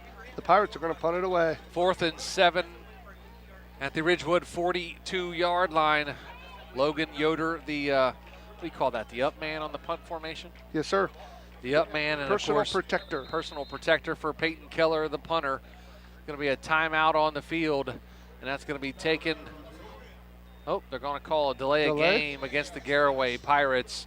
Back them up 5 yards. Give a little bit more room for the punter. Yeah, I think they were trying to find out how Logan was, so he didn't get out there with only about 5 seconds to go. Instead of rush it, you take the 5-yard penalty and try to pin him deep. Schrock and Josiah Cahill back deep for the Generals. They're about the 15-yard line, waiting on the punt. Peyton Keller back on his own 40-yard line. Oh, gonna have a false start. They're gonna get 5 of that back, Joe. Number 20 for the Ridgewood, Cody Minute there. He jumps. He's 5'9", 160 and a senior. Just got a little excited to get in there and try to block it. He jumps early. He's gonna give him 5 back. So the Generals jump into the neutral zone and go off sides.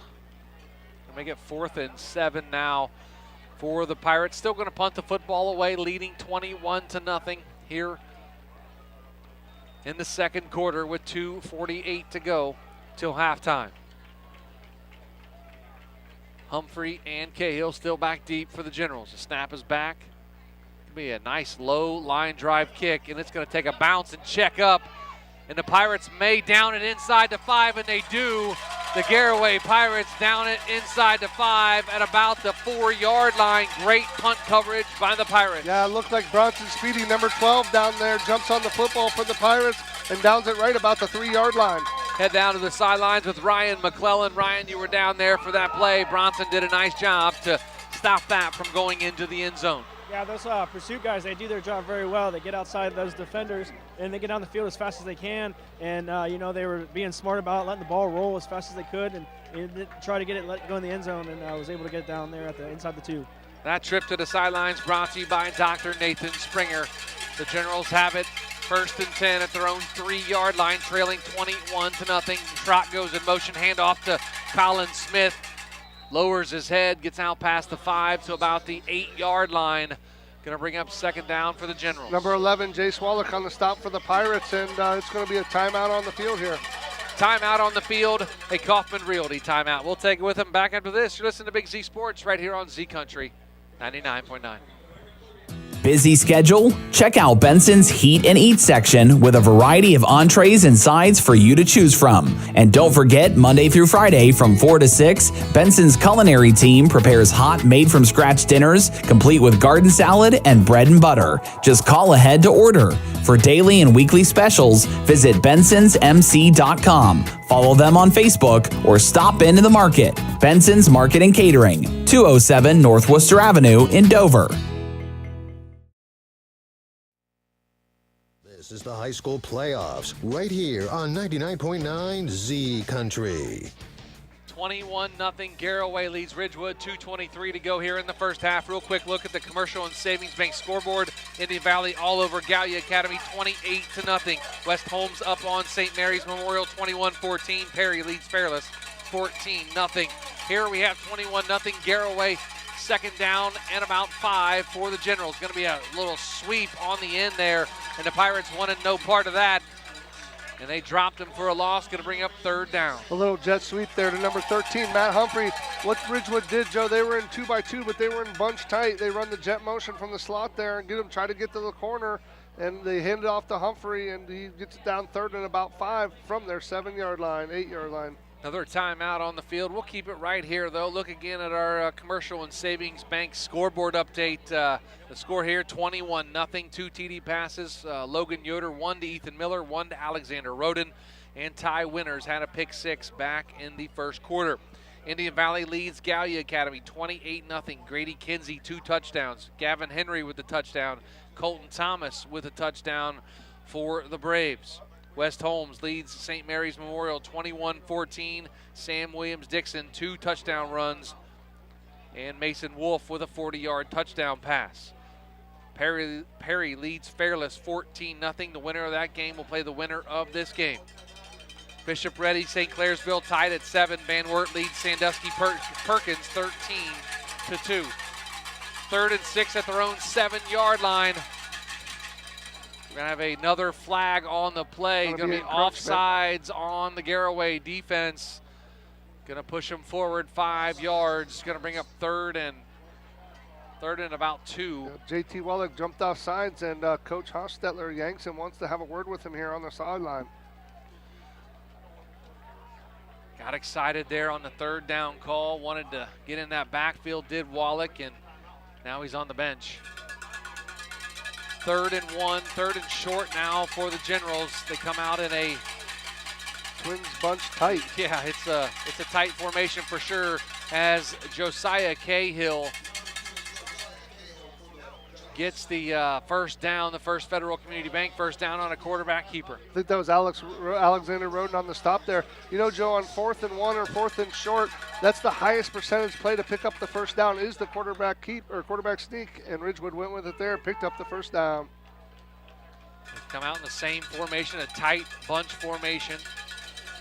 Cahill under center. Schrott goes in motion here to the near side. They're going to roll out, and he takes a big old hit in the backfield. 27. Number Joe. 27, Peyton Killer lowered the boom on Josiah Cahill for the big loss. He tried to roll out and pass it, and Cahill destroyed him in the backfield. Immediate pressure there by number 11, Jace Wallach from the front side, caused Cahill to have to step up inside him. He gets inside Wallach, but couldn't get away from the backside, and Keller, the Pirates brought an all-out blitz there. They get home. It's going to be down 2nd down and about 18. Looks like the 2 outside backers brought the pressure, and they got Cahill in the back. 2nd and 18, coming up on a minute to go.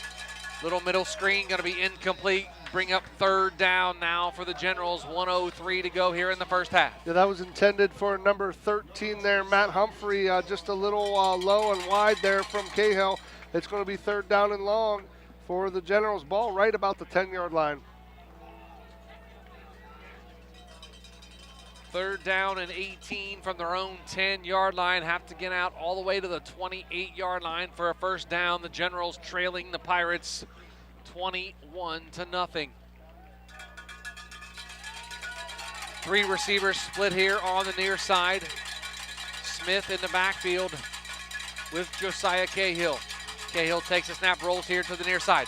And he is going to be dropped in the backfield. Number 57. Looks like number 53. Was it 53 on the stop for the Pirates? Clayton Downs with the stop on Josiah Cahill with a big old hit in the backfield. Going to bring up 4th down and 21 now for the Generals. Yeah, that was an absolute shot there. Nice to see Cahill get up because he took a face-to-face blast there, and they're going to have to punt out of the shadow of their own goal line again, Joe. The ball's on the 7-yard line. With that, you have to get a little tighter. You can't get your 14, 15-yard spacing.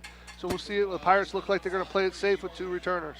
This Garraway defense has come in fired up here tonight. Ridgewood going to let the play clock run all the way down and then take a timeout.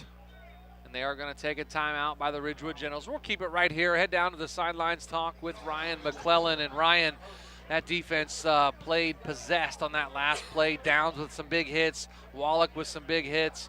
And they came to play here on that drive. Yeah, these defensive guys are beasts. They like to attack down the hill. Like I said earlier, they're very fast. They hit those gaps, and, you know, they swarm them as fast as they can. That trip to the sidelines brought to you by Dr. Nathan Springer. And, of course, we'll catch up with Coach Jason Wallach coming up here at halftime. Ryan McClelland will get a word with the coach as we go to halftime here in about 7 seconds of game time.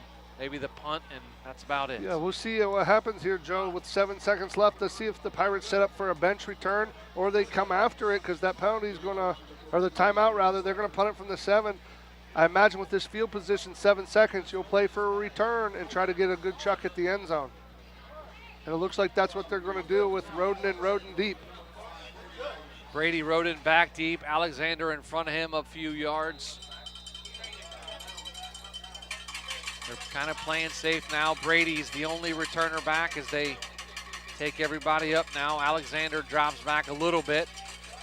Sparger deep in his own end zone to punt the football away. It's going to be a low line drive kick fielded by Brady Roden. Oh, and it's going to hit a Ridgewood defender at the 40, at the 30, the 25, 10, 5, spins out of a tackle and goes down at the 5-yard line. Got somebody down here, Joe. And we have a Ridgewood defender down on the play. Not sure who it is. There is a flag on the play as the training staff is going to come over, and we'll see what happens here. There's a big block there, and I'm not sure that the block caused the injury, but the Ridgewood player being looked at now by the training staff. There's no time left on the clock, but the penalty. See, that ball actually hit Schrock in the helmet there, Joe, on the fly. It hit 80 right in the helmet, so I'm wondering if that's what the penalty is right there. I didn't see the block there, but we got a general down on the ground. You hate to see that. Head down to Ryan McClelland on the sidelines. Ryan, can you pick up a number for us for the Generals? 58. 58, Cannon Eckelberry is the injured player for the Generals. He gets up and walks off under his own power. That's good to see. We don't want to see any injuries.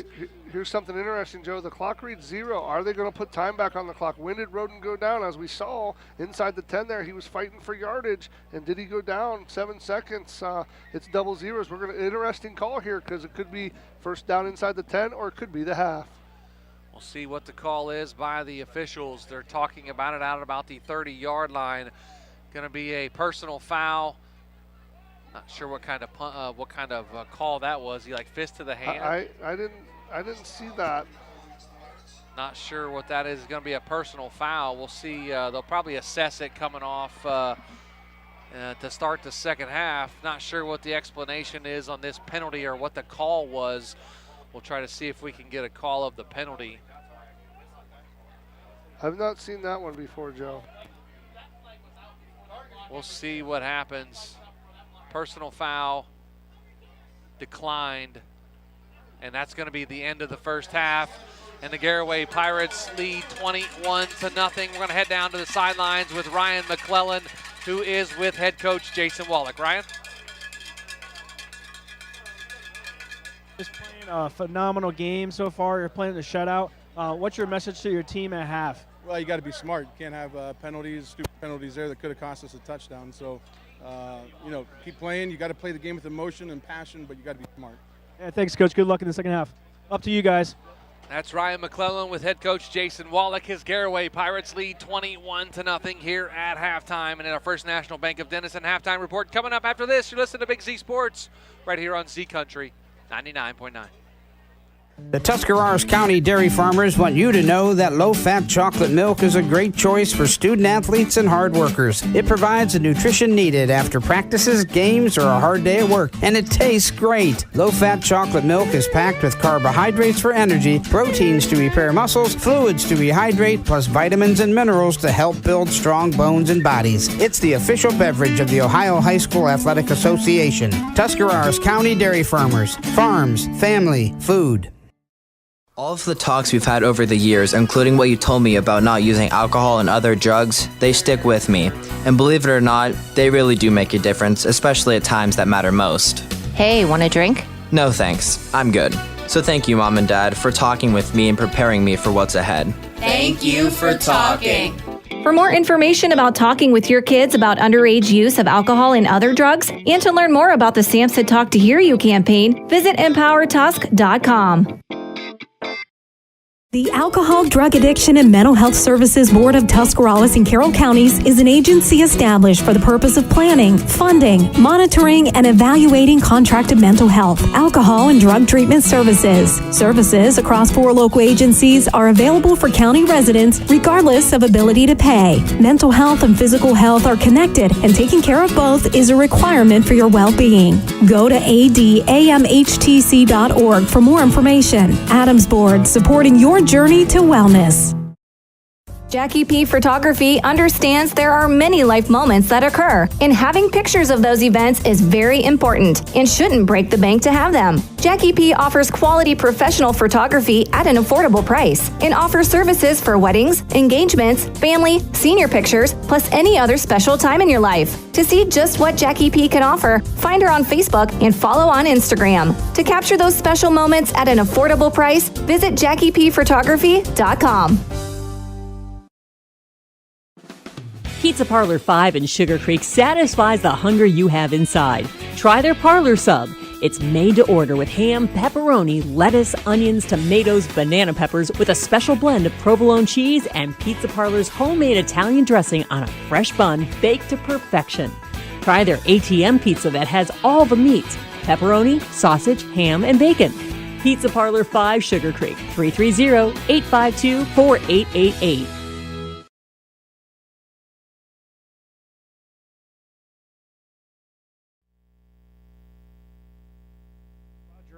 Here with you, and it is now time to run down a Dino Piergalini and Sons scoreboard update.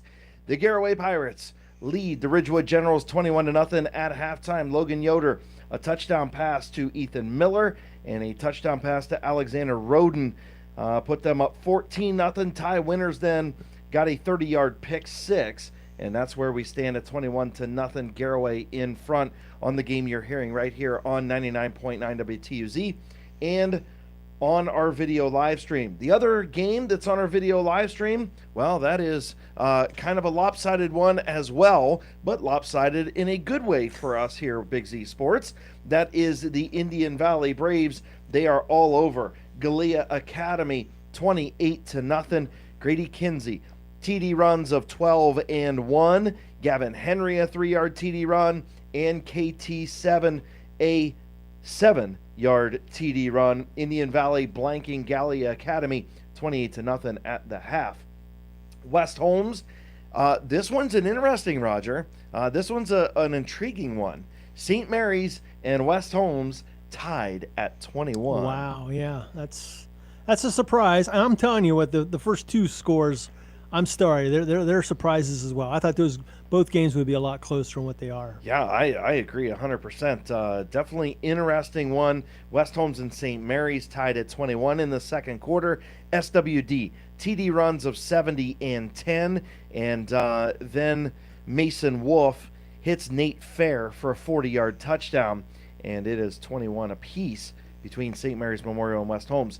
The other game that we have covered for you, Perry leads Fairless 14-0. That game at the half. Other games we're keeping an eye on. Division 4, Region 15. The winner of this game plays the winner of the Indian Valley and Gallia Academy game. Bishop Ready leads St. Clairsville 17-7. Say what, yeah, Roger? St. Clairsville comes in as the number 1 seed, and say what? They're getting handled at St. Clairsville. I would not have predicted that one. I don't know about you, Raj, but if you would have told me St. Clairsville would be trailing 17-7 at the half, I would have said, dude, I think you had some bad mushrooms in your salad today. And Bishop Ready, they scored right from the start, and they've been in charge all control. And Division 4, Region 14, the winner would play the winner of the West Holmes and St. Mary's game. Van Wert leads Sandusky Perkins 13-8 in battle of 10-1 teams. So interesting. Going to talk to Shannon Thomas here in just a minute, Roger. But what kind of sticks out for you in this, other than the West Holmes game? You can't say the West Holmes game. Yeah, okay. because that's a weird one. I'm just surprised that Ridgewood has not been able to generate any kind of offense. I know that Garraway's defense is stout and has been stout all season long. But to face them for a second time and not get any offensive production is just I guess you got to give credit to the Garaway defense, because they've been doing it all year long, and why should be surprised that they're doing it again tonight? Yeah, I'm kind of surprised at that one too, Roger. Let's check in with this one real quick. It's an Ensley Agency Live look-in. Let's take a trip down to Janayton Hutton and join Shannon Thomas. And Shannon, all night long, the Indian Valley Braves running all over Gallia Academy. 28-0 at the half. Talk to me about what has transpired in your game, and make sure you be sure to mention that they can go back and watch this game on our YouTube channel live right now.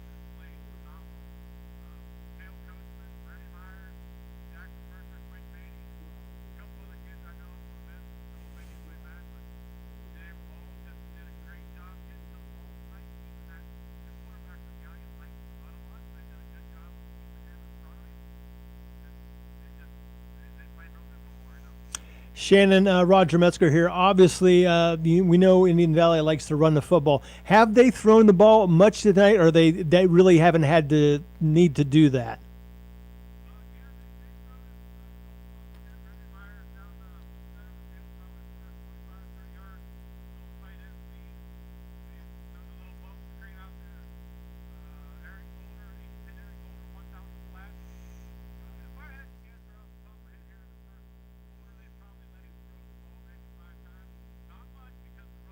Yes.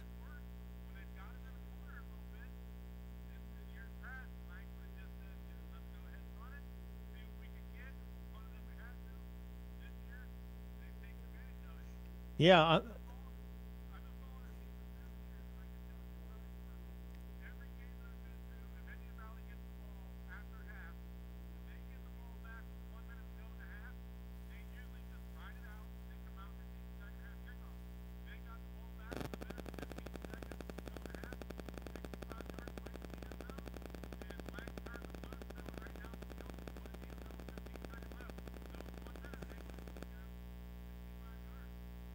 So, Shannon, talk to me about what do you think the second half will see? I'm guessing we're going to see a lot more of ground game and just churning the clock and, trying to salt this one away and get to round number 3, right?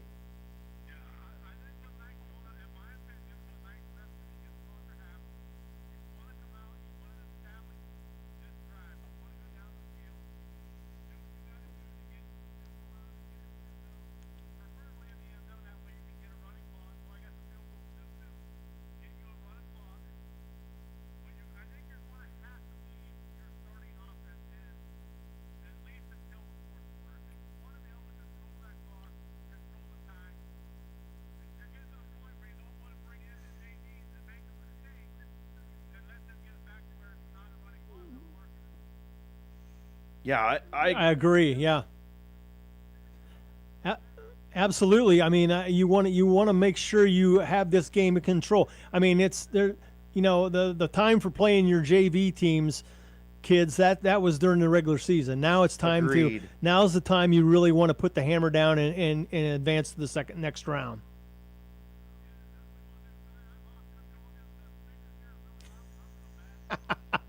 Yeah, you are, because you broke up. Maybe that's how powerful the speakers were.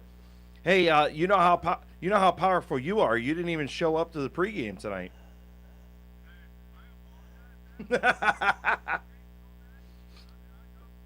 No, yeah, I told you last week. I said, I'll see you. I need you at pregame. And what happens? Adam calls me and says, hey, Shannon's not coming.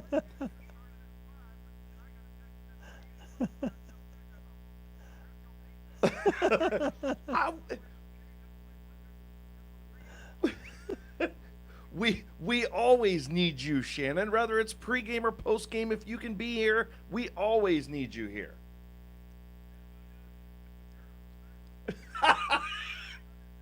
Yeah, okay. Well, that's true. I get that 100%. Yeah, I agree with you, brother. Hey, great job, man. I'm just busting your chops, man. You did a great job, and it's all right for you to get a week off from the pregame show. Great job, man. Yep, you have a good second half. That was Shannon Thomas. We're going to take a timeout. When we come back, we'll talk to Daniel Adams and see what's going on at St. Mary's and West Holmes right after this. Pizza Parlor 5 in Sugarcreek satisfies the hunger you have inside. Try their parlor sub. It's made to order with ham, pepperoni, lettuce, onions, tomatoes, banana peppers with a special blend of provolone cheese and Pizza Parlor's homemade Italian dressing on a fresh bun baked to perfection. Try their ATM pizza that has all the meats: pepperoni, sausage, ham, and bacon. Pizza Parlor 5 Sugarcreek, 330-852-4888. Hi, I'm Zach Motice with the Tuscarawas Insurance Agency. For all your auto, home, farm, and business insurance needs, contact our team at the Tuscarawas Insurance Agency or stop in and see us at one of our 3 locations in Sugarcreek, Strasburg, and downtown New Philadelphia, providing excellent service to the Tuscarawas Valley since 1885. Everyone here at the Tuscarawas Insurance Agency would like to wish all area athletes and teams good luck this fall. When struggles seem too tough, when sickness takes a hold, when cancer picks a fight, when baby's on its way, when life throws you a curveball, we've got you. With nearly 130 years in your backyard, Altman knows you and knows your community better than anyone. We're your neighbors, your friends, your family, and we want you to be the healthiest you can be. Altman, we are ready. We've got you. TMK, service with a personal touch. Fall is in the air. Winter is coming. Call the propane guys at TMK Valley Propane. We make sure your home is warm and cozy all winter long. Serving your local area, we bring you the best in service. Call today. All the way with TMK, service with a personal touch. This is RJ Jacobs from DAC Vitamins and Minerals. Did you know that DAC Vitamins and Minerals has more than 40 proven equine supplements that include daily multivitamins, joint, digestion, reproduction and fertility, calming, and many other specialty products? DAC also carries a complete line of livestock products called DAC Show Contender. Feed DAC Vitamins and Minerals to get the competitive edge in the show pen. We've been feeding champions since 1983. Tailgating season is here, so why not do it in style with a new car, truck, or SUV from Parkway Chrysler Dodge Jeep Ram and Dover. Choose a winning game plan when you bring your trade and ask about great financing options on any car, truck, or SUV on the lot. Joel and the Parkway CDJR team will help you shop and find the best deal for you. No hassle and no stress. Football season is the perfect time for a great deal, so pick a winner at Parkway Dodge Jeep Ram and Dover today. Your way, the right way. Visit ParkwayChryslerDodgeJeepRam.com and drive forward. What?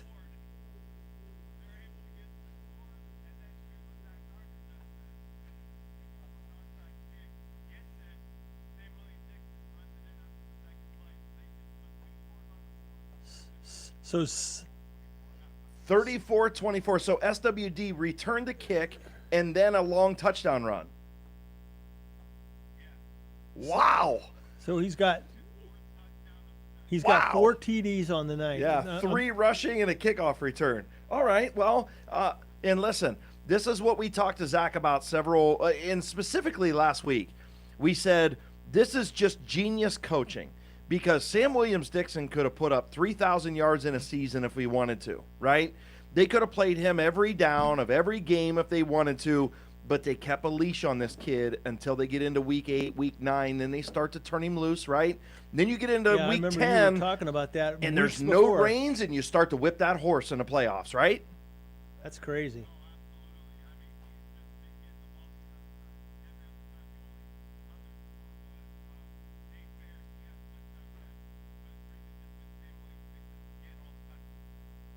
Yeah, talk to me about the defense. This defense doesn't give up a whole lot. We talked about it in the pregame, and they've given up 21 points to a very good St. Mary's team who's lost to a lot of really good teams and beaten some really good teams. Talk to me about what West Holmes' defense is doing, Daniel.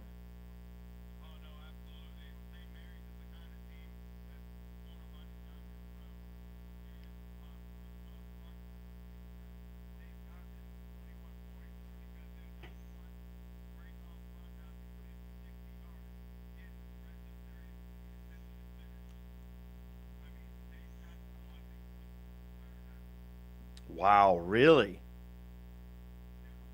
All right, Daniel. Well, congratulations on doing a great job. As always, we appreciate it. You going all the way out there and posting for us. Blake's doing a great job up at Fairless tonight, or up at Perry, I should say. And, just keep doing your thing, man. We'll hopefully talk to you in the second half, all right? All right, Daniel Adams covering West Holmes, and, they scooted out right at the end of the half. Under a minute to play. And SWD takes the kickoff back, and then Zach Gardner onsides it, and SWD takes the next play to the house. So Sam Williams-Dixon, 4 touchdowns, 3 rushing. Mason Wolf to Nate Fair for a 40-yard TD. West Holmes leads 34-24 at the half. Indian Valley up 28-0 at the half. Again, that game on our YouTube channel. If you're watching one or the other, you can go back and watch the other one when you're done watching this one, when the game's over. Right. Indian Valley 28-0 over Gallia Academy. Garaway leads Ridgewood 21-0. Logan Yoder, 2 TD passes, 1 to Ethan Miller, the other to Alexander Roden. Ty Winters, a 30-yard pick 6. And Fairless, they trail Perry 14-0. When we return, we'll send you back out to the Hill and Sugarcreek for half number 2 of Ridgewood and Garraway. You've been listening to Big Z Sports in the First National Bank of Denison halftime show with Chris Kale and Roger Metzger. This is Jordan Hartzler. At Hartzler's Quality Housing, our goal is to help customers achieve the dream of home ownership. We have been a family-owned, affordable housing business for over 40 years. We value our customers and have the knowledge and experience to help you walk through the home buying process from start to finish. Conveniently located just off I-77 in New Philadelphia, stop by and browse their model homes or learn more by visiting Hartzlers.com. The First National Bank of Denison appreciates the hard work and dedication area athletes exhibit to be the best they can be for their team. We follow that same philosophy with our customers, working hard to build personal relationships and making our services convenient. The First National Bank of Denison's community involvement is important to us, and we love supporting our local schools. The First National Bank of Denison, with offices in Denison, Dover, Jeanette Hutton, South Broadway, and Schunbrunn in New Philadelphia. We have our roots where others have their branches. Member FDIC, Equal Housing Lender. Hi, this is Phil with the Ford Parkway Quick Lane Service. When the vehicle that transports your team needs maintenance, you expect it to be done accurately and quickly so you can get back on the road. Don't get sidelined by your vehicle. When it comes to servicing your team's vehicle, let my all-star team at Parkway deliver you the winning combination to keep you on the road and safe for the long haul.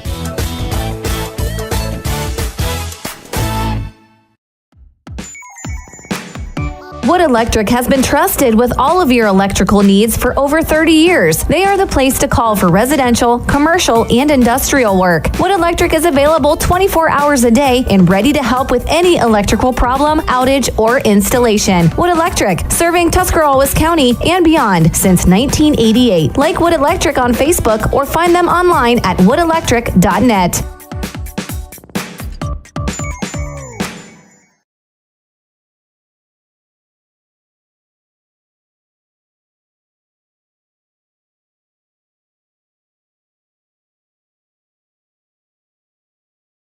Welcome back to the Hill and Sugarcreek. Joe Geckler, Travis McClelland, Ryan McClelland on the sidelines for us here tonight. We are at 21-0. The Garraway Pirates lead.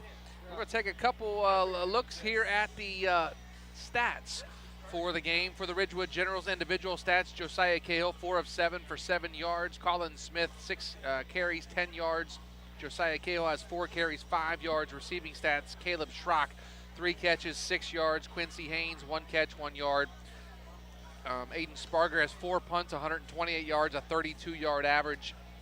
And not much offense going so far for the Ridgewood Generals. Now for the Garraway Pirates, Logan Yoder, 9 of 12, 96 yards and 2 touchdowns.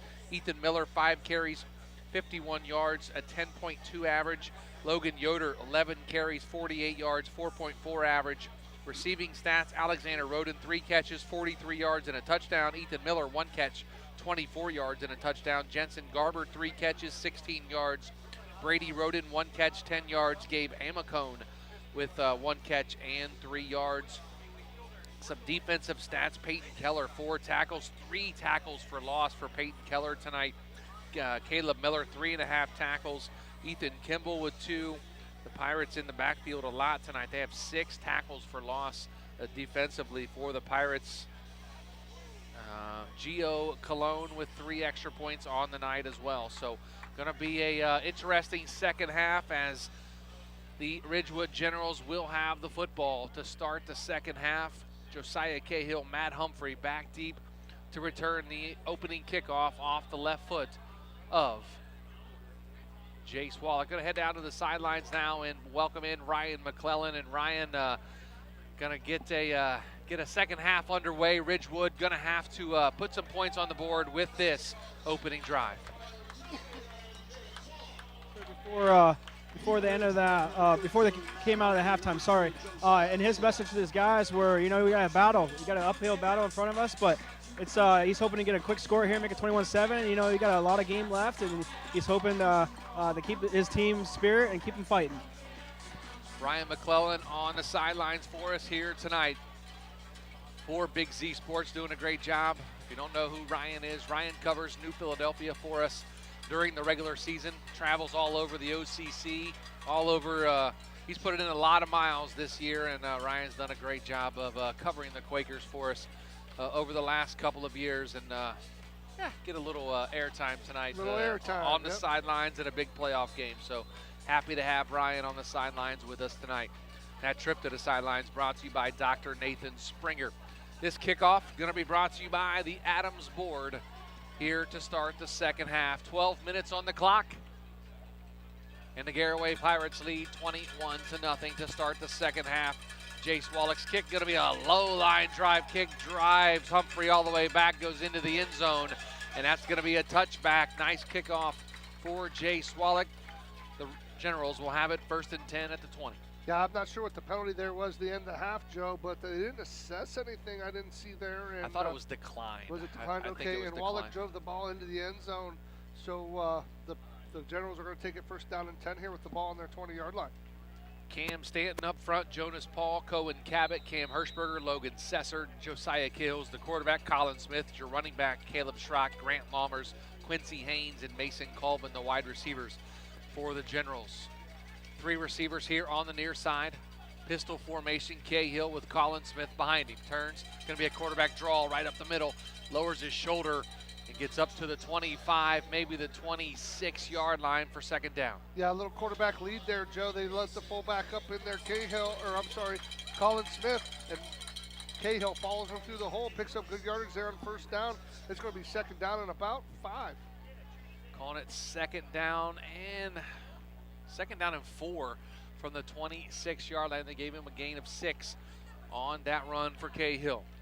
Pirates lead 21-0, 11:25 to go here in the 3rd quarter. 3 receivers come here to the near side. Smith in the backfield with Josiah Cahill. Receiver goes in motion, that's Colvin. The hand is to Colin Smith, but they're going to call a false start penalty on the Generals. Yeah, a little false start. You picked up good yardage on 1st down, Joe, and you give it back on a shooting yourself in the foot there. They're going to back up 5, and it's going to be 2nd down and 9 now. 2nd and 9 instead of 2nd and 4. for the Generals at their own 21-yard line. 11:07 to go, third quarter. Garraway leads 21-0. Generals going to bring out 3 receivers here on the near side. Smith in the backfield with Josiah Cahill. Hear the cowbells, the snap, the hand is to Colin Smith. He breaks out of a tackle, comes here to the near side, and he is going to be dropped at about the 42-yard line. Ty Winters on the stop for the Pirates. Colin Smith did a nice job breaking out of a tackle and picked up big yardage. Yeah, Joe, he bounced it outside and ran right through an arm tackle and showed the speed there for the 210-pound senior and picks up about 20 yards and gets the first down. Nice open field tackle there by Ty Winters to bring him to the turf, but not after a First Federal Community Bank first down run by Colin Smith. 3 receivers on the far side. Shotgun Cahill in the backfield with Smith. Gonna fake it. Cahill comes here to the near side, takes a big hit from JT Wallach, and he dropped at about the 41, maybe 42-yard line. Gonna be second down at about 6. A little quarterback sweep to the boundary there, Joe. The fullback and the wide receiver tried to lead him and out-hack Garraway at the point of attack. Cahill picked up about 4 there on first down. A little first time we saw Ridgewood run the sweep to the boundary. Second down and 6 now for the Ridgewood Generals. 3 receivers on the far side. Cahill takes a snap, going to hand off to Colin Smith. He lowers his shoulder, gets up to the 45-yard line, going to bring up third down and about 3 for the Generals. 22 Wyatt Wallach, 73 Kyler Hirschberger on the stop for the Pirates. It's going to be third down and short here for the Generals. Adino Piergolini and Sons scoreboard update. Indian Valley up on Gallia Academy 28-0 at the half. West Holmes leads St. Mary's Memorial 34-24 at the half. Perry leads Fairless 14-0 at the half. Bishop Ready all over St. Clairsville 24-7 in the third quarter. 3 receivers on the far side. Colin Smith in the backfield with Josiah Cahill. Takes the snap, going to hand off to Smith.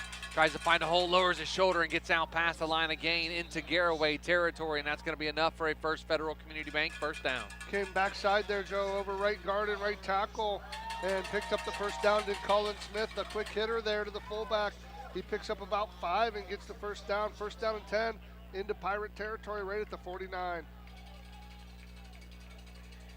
Big thanks to Chris Kale and Roger Metzger back in the Hartzler's Quality Housing Studios for our First National Bank of Denison halftime report. And, of course, keeping up on the scoreboard here tonight for Big Z Sports. 21-0, Garraway leads, 8:40 to go, third quarter. Ridgewood has it first and 10 just inside Garraway territory at the 49. Cahill takes a snap, going to be a quick hitter over here to Colvin. Cuts inside, takes a big hit at about the 49, got back maybe a yard and a half. Going to bring up second down and about a long 8. A little tunnel screen there. You come inside and try to catch the football. You got to get back outside and get away from all the pursuit. Colvin couldn't do it there and got wrapped up for a 1-yard gain. Mason Colvin, a 5'10", 140-pound junior, trying to find his way through the defense. Got some positive yardage on the middle screen. 3 receivers now here on the near side. Again, shotgun with Smith. To the right of Cahill. Nope, make that Sparger. Josiah Cahill takes it and sweeps off the left end up to about the 45-yard line, down to the 45, excuse me. And it's going to bring up third down. Wyatt Hirschberger on the stop for the Pirates. I'll tell you what, Joe, the Generals had something cooking there with the quarterback sweep, and he cut it up inside. Wyatt Hirschberger with a shoestring stop, or Cahill out big yardage out in front of him. Third down and 7 for the Generals inside Garraway territory, just short of the 45-yard line at about the 46. 3 receivers on the far side. Looks like Colin Smith in the backfield with Josiah Cahill in the shotgun. Calls out the snap, going to hand it off to Colin Smith, lowers his shoulder, gets down past the 45 to about the 42-yard line. Going to bring up fourth down for the Generals. They're going to be fourth down and about 3 there, Joe. They're trying to attack right off left tackle and right tackle. They're trying to go down off the outside, trying to stay out of the middle of that vaunted defense. Fourth down here, you're going to have your best play here. 4th and 3 for the Generals. They're going to go for it inside Garraway territory. Three receivers come here on the near side. Josiah Cahill barking out orders from the quarterback position. Colin Smith in the backfield. Changing the play. Audible at the line of scrimmage. We're going to have a timeout on the field taken by the Ridgewood Generals, and we will keep it right here as the Generals want to talk about it, this big fourth down play. Yeah, you're going to have to come up with your best play here. He came up to the line of scrimmage, didn't like what he see, did Cahill. He changed the play. Unfortunately, the play clock was running down. Coach Slusser's a veteran of the sidelines, calls timeout before you pick up the 5. It's 4th and 3. I look for him to get Cahill on the perimeter. Another Dino Piergalini and Sons scoreboard update. Garraway here leads 21-0 over Ridgewood. Indian Valley shutting out Gallia Academy 28-0. Grady Kinsey 2 touchdowns. Gavin Henry with a touchdown. And Colton Thomas with a touchdown run for the Braves. West Holmes, they lead St. Mary's Memorial 34-21 at the half. Sam Williams-Dixon with 3 touchdown runs and a kickoff return for a touchdown. Perry leads Fairless at the half, 14-0. The winner of that game plays the winner of our game. Bishop Ready leads St. Clairsville 24-7, and Van Wert leads Sandusky Perkins, who that winner plays the winner of the West Holmes game. Van Wert leads 13-8. So after the timeout, the Generals come out. 3 receivers here on the near side. Colin Smith in the backfield with Josiah Cahill. It's going to be a quarterback run, and he is going to get out down past the 40-yard line to almost the 35. That's going to be enough for a First Federal Community Bank first down. A little quarterback sweep there. They get out on the perimeter.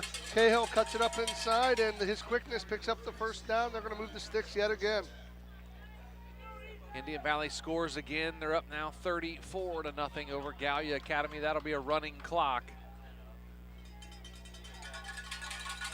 3 receivers here on the near side. Pistol formation. It's going to be a broken play. Cahill takes it, makes something out of nothing. Pickup of maybe. Looks like about 2 or 3. Yeah, maybe 2 or 3 on the play. Cahill did a nice job making something out of nothing. Yeah, a little broken play there, and what you do as a quarterback is you get what you can get. You pick it up, you try to find a blocker and follow him and pick up positive yards. He did just that. Ridgewood started this drive way back at their own 20-yard line, all the way up to the Garraway 33 now. 5:33 to go here in the third quarter. Garraway 21, Ridgewood nothing. 3 receivers here on the near side. Pistol, the turn in hand to Colin Smith. Makes one guy miss. Gets down close to the 30. And he went down about the 31-yard line. Going to bring up third down. Third down about 4? For the Generals. Maybe 3rd and 5, maybe. Little cut back there out of Colin. It was coming over right guard. He cuts it back and goes left and falls forward. It's going to be 3rd and medium here for the Generals. Calling it 3rd and 5 at the Garraway 31-yard line. 4:55 to go here in the third quarter. 3 receivers on the far side. Shotgun. Cahill takes a snap, fires to the far side, has his receiver, and that's going to be enough for a First Federal Community Bank first down for the Generals. Nice catch over there and a toe tap on the sideline from number 5, Mason Coleman. The 5'10 junior goes up and high points the football and toe taps the sideline, picks up the first down. Does a real nice job, does Mason Colvin, at catching that football. Brings both feet down. I think that would have been a catch in the NFL. We got both feet in. Yeah, just need one here, got 2. 4:42 to go here in the third quarter. Garraway up 21-0, but the opening drive of the second half has been controlled by the Ridgewood Generals. Nice general drive here, a methodical one from the Generals. 3 receivers on the far side. Cahill takes it, makes a couple guys miss, gets down inside the 20-yard line for a big pickup there for the Generals inside the Jeff Wallach LLC red zone. Yeah, winning first down is important, Joe, and if you're the Ridgewood Generals, you deferred the toss. You won the toss and deferred. So this is what you got to do on your second half drive is you got to take it down. They're keeping that powerful offense on of Garraway on the side. They're driving down, picking up chunks here a little bit at a time, converting thirds down, and now they got the ball inside the 20. 2nd and 5. Ball just inside the 20-yard line, which is the Jeff Wallach LLC red zone. 3 receivers on the far side. The hand to Colin Smith comes here to the near side, picks up a couple of yards, and that's going to bring up 3rd down and short now for the Generals as Kyler Hirschberger in on the stop for the Pirates, and JT Wallach in there as well. Got a little power there out of the fullback over right guard, right tackle area. Puts his head down, tries to pick up yardage. It's going to be second down, third and about 5, second and 5. They're calling it, should be a 3rd and 5. There is a penalty down here, Joe, and they're going to move the sticks. I missed the signal. Yeah, let's head down to Ryan McClelland on the sidelines. Ryan, what was the call there on the penalty? Garaway's defense got a face mask there, a little incidental, which gives Ridgewood a first down there. A 5-yard variety. 5-yarder. 5-yarder. That's going to be a First Federal Community Bank first down, though, inside the 15-yard line at about the 14-yard line. Ridgewood driving. They have it trouble with the chains here, Joe. Have it 1st and 10 now. I've held the chains before for Dover in the lower levels. They let you do that? Barely. But what happens is that when you move them, sometimes they get into a knot and you can't pull it tight. I guarantee that's what happened over there. Well, they got it all straightened out, so to speak, over there. 1st and 10 at the 13-yard line, they call it on the scoreboard. 3 receivers on the far side. Smith in the backfield. It's going to be Josiah Cahill battling forward to the lead block by Cahill all the way up close to the 10-yard line. They're going to say he was down about the 9.5-yard line. Josiah Cahill brings up 2nd and 7. It's been the Cahill and Colin Smith show here on this drive, and we can get a first down right about the 3-yard line, so keep that in mind. Back in week 10, the Garraway Pirates shut out this Ridgewood team 29-0. Right now, under 3 minutes to go, third quarter, 21-0 Garraway. Pistol formation, they turn, bad snap. Cahill's gonna pick it up, and he is gonna be dropped way back at the 25-yard line.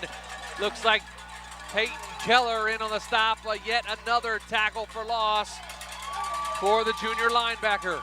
Don't blink just for a second, Joe, because I missed that snap. I'm not sure what happened there, but it's unfortunate there. They were inside the red zone there, and now the snap went, they're gonna be outside the 20 to about the 22, 23-yard line.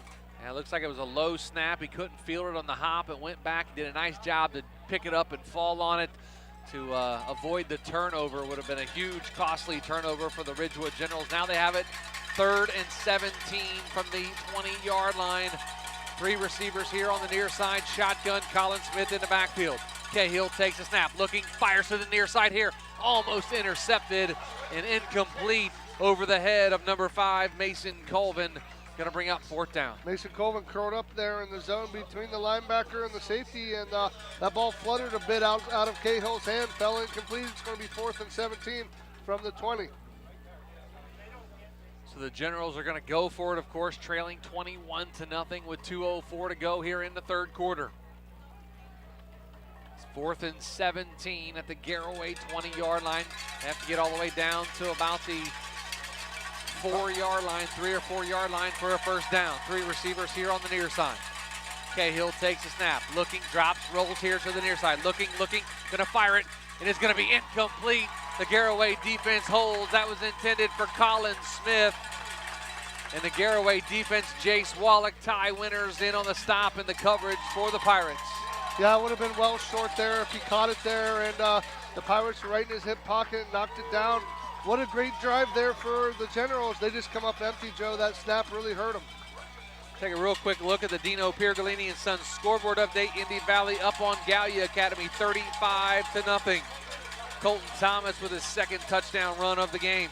West Holmes leads St. Mary's Memorial 34-21 in the third quarter. Perry leads Fairless now 21-0 in the third quarter. Bishop Ready on St. Clairsville 24-7. And Sandusky Perkins is taking the lead on Van Wert 15-13 in the third quarter. Here we have 21-0 Garraway, just under 2 minutes to go here in the third quarter. 3 receivers here on the near side. Shotgun, going to fake it. Logan Yoder's going to roll here to the near side, has his receiver. That's going to be Gabe Amicone up to the 30. Lowers his shoulder, gets knocked out of bounds.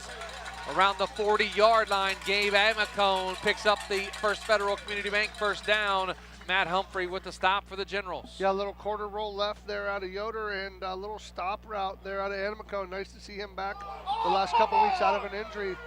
And there must be a penalty down, and it is. It's going to be holding, Joe. They're calling holding on the Garraway Pirates to back him up. That's going to negate that big play for Gabe Amicone and Ryan McClelland on the sidelines. Did you see the penalty? No, I didn't. I believe it was on the backside, away from the play. Garaway fans not happy with it here as the penalty. Be a spot foul, Joe. It's going to be a back them up way deep in their own territory. To about the 9. Wow, that's a huge penalty for the Pirates as they just picked up a first down on the Amacone catch, but that was negated because of the hold. It's going to be 1st and 21 from their own 9-yard line. 5 wide receivers, 3 here on the near side, 2 on the far side. Yoder in the shotgun, takes a snap, fires to the far side, has his receiver. That looks like Jensen Garber. And he's going to be knocked out of bounds. Bring up 2nd down and more manageable now, about 13. Yeah, a little stick or stopper out there, backside out of Jensen Garber. He catches it, taking advantage of that soft zone there from the Generals, and comes back, catches the football to make it 2nd down and 13. 2nd and 13 at their own 17-yard line. 1:31 to go here, 3rd quarter. 3 receivers here on the near side, 2 on the far side. Yoder in the shotgun. Low snap. He picks it up, fires it out here to the near side, and it's going to be incomplete, intended for Ethan Miller. As the low snap kind of threw that timing off. That does throw the timing off. He fielded it, but he fielded it palm down, had to pick it up, try to get it out to the bubble. Unfortunately, the timing was thrown off. He was in a hurry, panicked, threw it into the dirt, incomplete. 3rd down, 13 for the Pirates. 1:28 to go, 3rd quarter. 3rd down and 13 from the 17-yard line for the Pirates. 3 receivers here on the near side, 2 on the far side. Yoder in the shotgun. He looks around now, claps his hands a couple times, takes a snap, looking, now fires to the far sideline, has a wide open receiver at the 20, at the 30, at the 40, into midfield, to the 40, 35. He's going to take it to the house, folks. That's going to be a touchdown for the Garraway Pirates. And there's yet another flag on the play, another holding flag, another holding penalty on the Garraway Pirates, and that's going to negate the 83-yard touchdown. Did not see the hold. Maybe Ryan McClelland was able to see that one. Where did that happen at, Ryan? Yeah, that was on the backside of play again. Just trying to keep his man in front of him, and I think he just got through a little bit and held a little bit more jersey than he should have. That was Brady Roden, 83-yard touchdown, and that is going to be negated and called back for yet another holding call. That's going to be a spot foul, but half the distance on this one, Joe. So that's going to take him back inside the 10-yard line. Going to bring up 3rd and really long now for the Pirates, as they had Logan Yoder found a wide open Brady Roden streaked down the far sidelines into the end zone. About 3rd and 26, if my eyes are correct, Joe. 3rd and 26 from their own 4-yard line. Very costly penalty there for the Pirates. You got to watch for a hold here. A hold in the end zone would result in a safety, but it's they're in the 5 wide.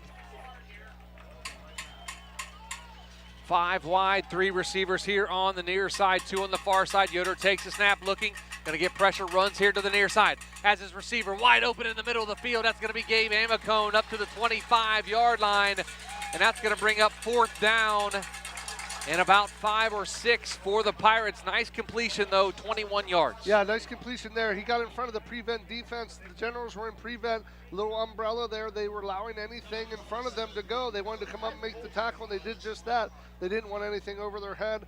They hold here and going to get the ball back. Coming up on 40 seconds to go, 3rd quarter, 4th down and 5 at their own 25-yard line. Matt Humphrey, Josiah Cahill back deep to return the punt from Peyton Keller. The 6-foot, 165-pound junior has punted the ball pretty good here tonight for the Pirates. The snap is back, and it's going to be punted away. Nice spiraling kick, and it's going to bounce at about the 42-yard line and go out of bounds, and that's where the Generals will have it in their own territory at about the 42-yard line. Costly hold on the touchdown. Yeah, they went 83 yards. Great blocking downfield. Unfortunately, it looked like the right guard or right tackle got caught holding there. They're going to back him up half the distance to the goal there inside the 5. They did pick up 21 yards on 3rd down, Joe, but it wasn't enough. They had to punt it away. If you remember, Ridgewood took this ball from their own 20 to start the half, went on a methodical drive, couldn't put one in the end zone, but Garaway's only had the ball one time here in the 3rd quarter. So looks like one of the Ridgewood defenders, number 9, that's Colin Smith, walking off gingerly there by the Generals training staff. So we'll see With that effect, that's going to bring in Aiden Sparger as the running back now, as Josiah Cahill's going to keep it, cuts back inside, and he is dropped after about a 3-yard gain. Caleb Miller with the stop for the Pirates. That's going to be the final play of the third quarter, and we head to the fourth quarter here in the Region 17 Division 5 playoff game between the Ridgewood Generals and the Garaway Pirates. The Pirates lead 21-0. Back with the fourth quarter. Listen to Big Z Sports right here on Z Country 99.9. Planning your next vacation or home improvement project and worried about managing expenses? CSB can help with that. Setting a goal is the first step to achieving your vision, and CSB's Money Manager tool helps you get started. Whether you are recovering from Christmas spending or preparing to send kids to college, the Personal Financial Management tool helps you set goals, track your spending, and monitor your progress. Money Manager is available within CSB's online banking. Check it out today. The Commercial and Savings Bank, member FDIC. Dr. Nathan Springer is in the business of making smiles, specializing in braces and Invisalign for children and adults. Dr. Springer provides smiles that can be recognized anywhere. Just look at the winning smile on some of the players. Compliments of Dr. Nathan Springer Orthodontics. Hey, that smile of pride on the face of mom and dad might be from Dr. Springer too. Dr. Nathan Springer Orthodontics in the business of making smiles at 107 Ray Avenue Northeast in New Philadelphia.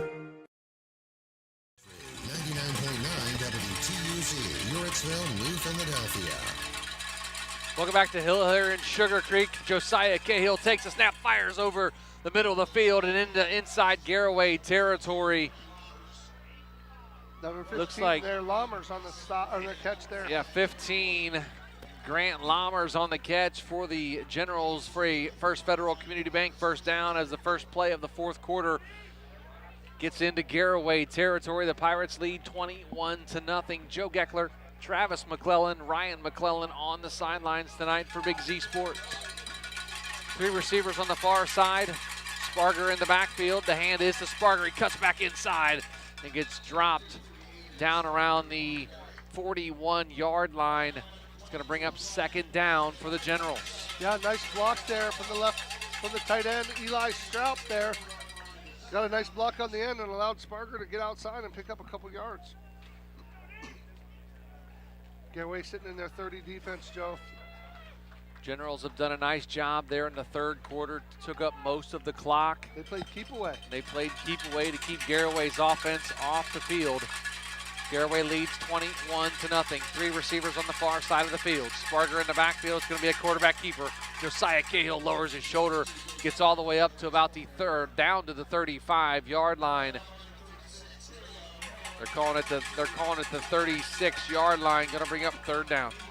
Little quarterback lead there over right guards.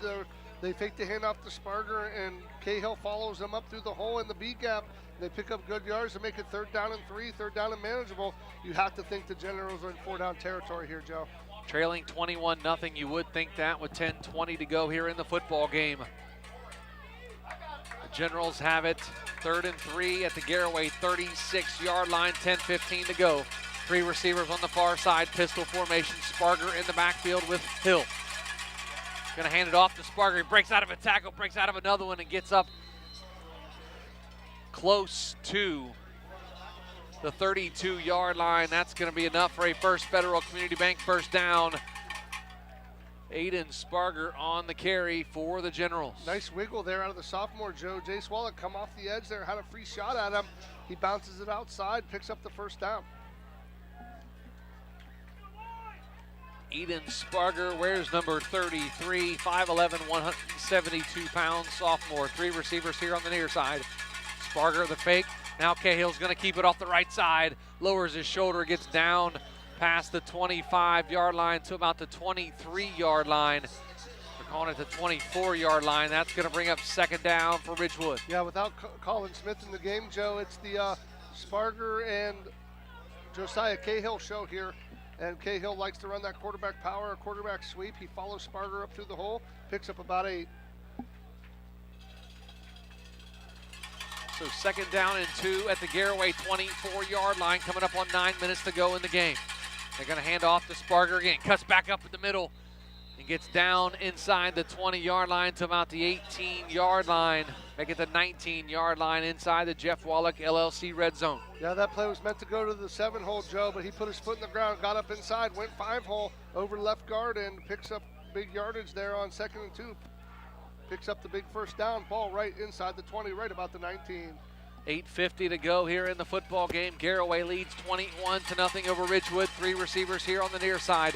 Shotgun formation, Sparger in the backfield with Cahill. Cahill's going to keep it off the right side to take a big hit right about the line of scrimmage. May have picked up a yard or 2 on to bring up 2nd down now in about 8. You remember last drive, Joe, when it was 3rd down or 4th down and tight, they went that quarterback sweep to the boundary. They did it again there, picked up only 2 yards this time. 8:20 to go in the football game. Garraway 21, Ridgewood nothing. 2nd down and 8 at the Garraway 17-yard line inside the Jeff Wallach LLC red zone. 3 receivers here on the near side. Sparger in the backfield. They're going to fake it now. Cahill fires here to the near side. Has number 15, and that's going to be down at the 1-yard line. Grant Lammers with the catch, a 6'1", 190-pound sophomore. Almost got into the end zone. Well, they took advantage of that zone defense there by the Pirates. He ran a little stop route. Good throw there by Cahill right on the dot. Allowed Lammers to turn up inside and almost scored. Gets it inside the 1. 1st and goal at the 1-yard line for the Pirates defense. Colin Smith back in the game, Joe. Looking to hold strong on the Ridgewood Generals, trying to get on the board for the first time. Colin Smith back in the game for the Generals. 3 receivers here on the near side. Going to be handoff. Nope, Cahill's going to keep it, walk into the end zone for a touchdown for the Ridgewood Generals. Now Garraway leads 21-6. Nice ball fake there out of Cahill, Joe. He stuck it in Colin Smith's belly, pulled it out, went left side, untouched for the touchdown. Touchdown, Generals, the extra point to come. Zach Starkey, the kicker for the Ridgewood Generals, going to try the extra point. Josiah Cahill, the holder for the Generals. 7:26 to go here in the football game. Garraway 21, Ridgewood 6, trying to make it 7. The snap, the hold, the kick. It is no good, and it is kicked into the line of scrimmage, and the Generals will fail on the extra point. With 7:26 to go here in the football game, Ridgewood 21, or Garraway 21, Ridgewood 6. Back after this, you're listening to Big Z Sports. Dino Piergolini & Sons Equipment Incorporated is your one-stop shop for all your equipment needs. Offering the option to buy, rent, sell, or trade equipment is what separates Dino Rents from everyone else. With pickup and delivery or even field service available in their service department, Dino Rents can handle repairs needed for any make or model. Dino Piergolini & Sons Equipment is located just past Midvale Speedway and can be found on Facebook or contacted at 330-364-8055. Also offering a location in Caddis to better serve you. With Joe Geckler and Travis McClelland. Welcome back to the Hill and Sugarcreek. Joe Geckler, Travis McClelland, Brian McClelland on the sidelines. Real quick, Auto Works Collision scoreboard update. Our score here, Garraway 21, Ridgewood 6. Indian Valley leads Gallia Academy 35-6. West Holmes up on St. Mary's Memorial 34-21. Perry now leads Fairless 28-0 in the 3rd quarter. Bishop Ready leading St. Clairsville. The winner of that game will play the winner of Indian Valley Gallia Academy. Bishop Ready leads 24-14. And Sandusky Perkins leading Van Wert 15-13. The winner of that game will play the winner of St. Mary's and West Holmes. Here we have 7:26 to go as the Ridgewood Generals get on the scoreboard just a moment ago with a touchdown run from Josiah Cahill from 1 yard out. The Pirates lead 21-6.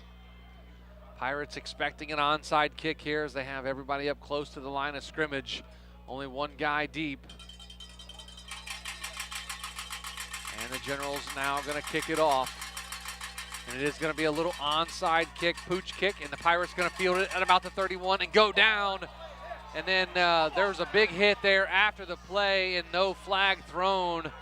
I don't see a flag on the field, but that was a big hit given to the Garaway defender who gave himself up on the return. Yeah, you know, it's one of those things that both sides want the call, and the Garaway defender gave himself up. The Ridgewood was flying in there. He went left his feet, hit him on going over the top there, and I couldn't argue if it went either way there, Joe. But the Garaway Pirates have it 1st and 10 at their own 33-yard line now, leading 21-6 with 7:21 to go here in the football game. What you do to yourself there, young man? Little cut there, Joe, Yeah. but we'll live. Okay. All the way from the heart. All right. Travis working injured tonight. That's right. This is only Garaway's second possession of the second half, Joe. Ridgewood's done a nice job to keep the football away from them. Let's see what Garaway can do. Now Logan Yoder wants a timeout, and we will keep it right here. And we'll talk about let's talk about that Ridgewood offense. So far here in the second half, you just mentioned it a moment ago. Garaway, second possession of the half, and we're already in the fourth quarter, halfway through the fourth quarter, and Ridgewood's defense has done a really nice job to get the Pirates. The Pirates scored on a long 83-yard touchdown called back on a hold. Yeah, but the Ridgewood offense, was about a 9 or 10 minute drive to start the second half. Took a lot. They didn't score off of that one, did not. But their offense has done some good things. Yeah, their offense has done some great things here in the second half. They controlled the football game, controlled the football, and you can't score unless you obviously get a turnover. But if your offense is on the sideline, they're churning out yards. They're not getting big chunk plays, Joe. They're just doing it 2, 3, 4, 5 yards at a time. They moved it down twice, didn't score the first time, put one in the end zone the second time. Now we'll see the Pirates' second possession with 7:21 to go in the game. 3 receivers here on the near side, 2 on the far side, 5 wide. Logan Yoder in the shotgun, claps his hands, now takes a snap. Looking, has plenty of time, rolls here to the near side, now back to the far side. He's going to throw it out of play, and that's going to be an incomplete pass. Just threw it out of bounds to avoid the sack. Yeah, great job there to use his feet to extend the play. Nothing there, throws it away. Quarters coverage there out of the Generals, Joe. They're playing 2 safeties deep, two corners outside, linebackers underneath, nowhere to throw the football. Throws it away, lives the fight another day.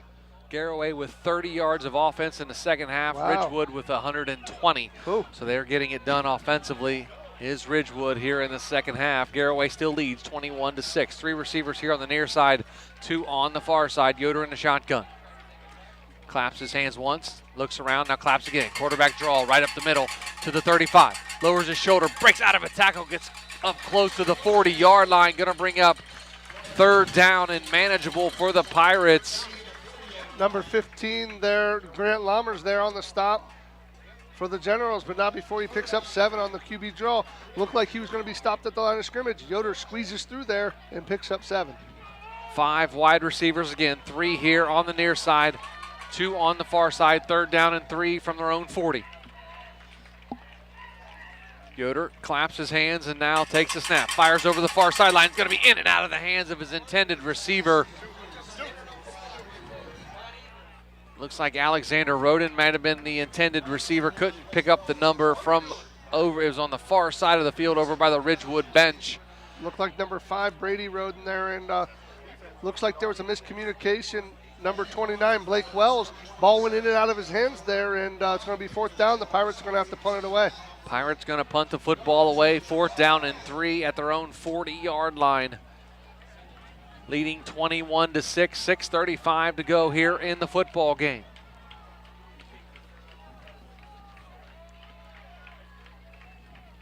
High snap, Keller fields it, gets a nice high punt away. Going to be fair caught by Josiah Cahill right about the 30-yard line. That's where the Generals will have possession, 1st and 10 at their own 30-yard line. Timeout on the field, a Kaufman Realty timeout. We'll be back after this. You're listening to Big Z Sports right here on Z Country 99.9.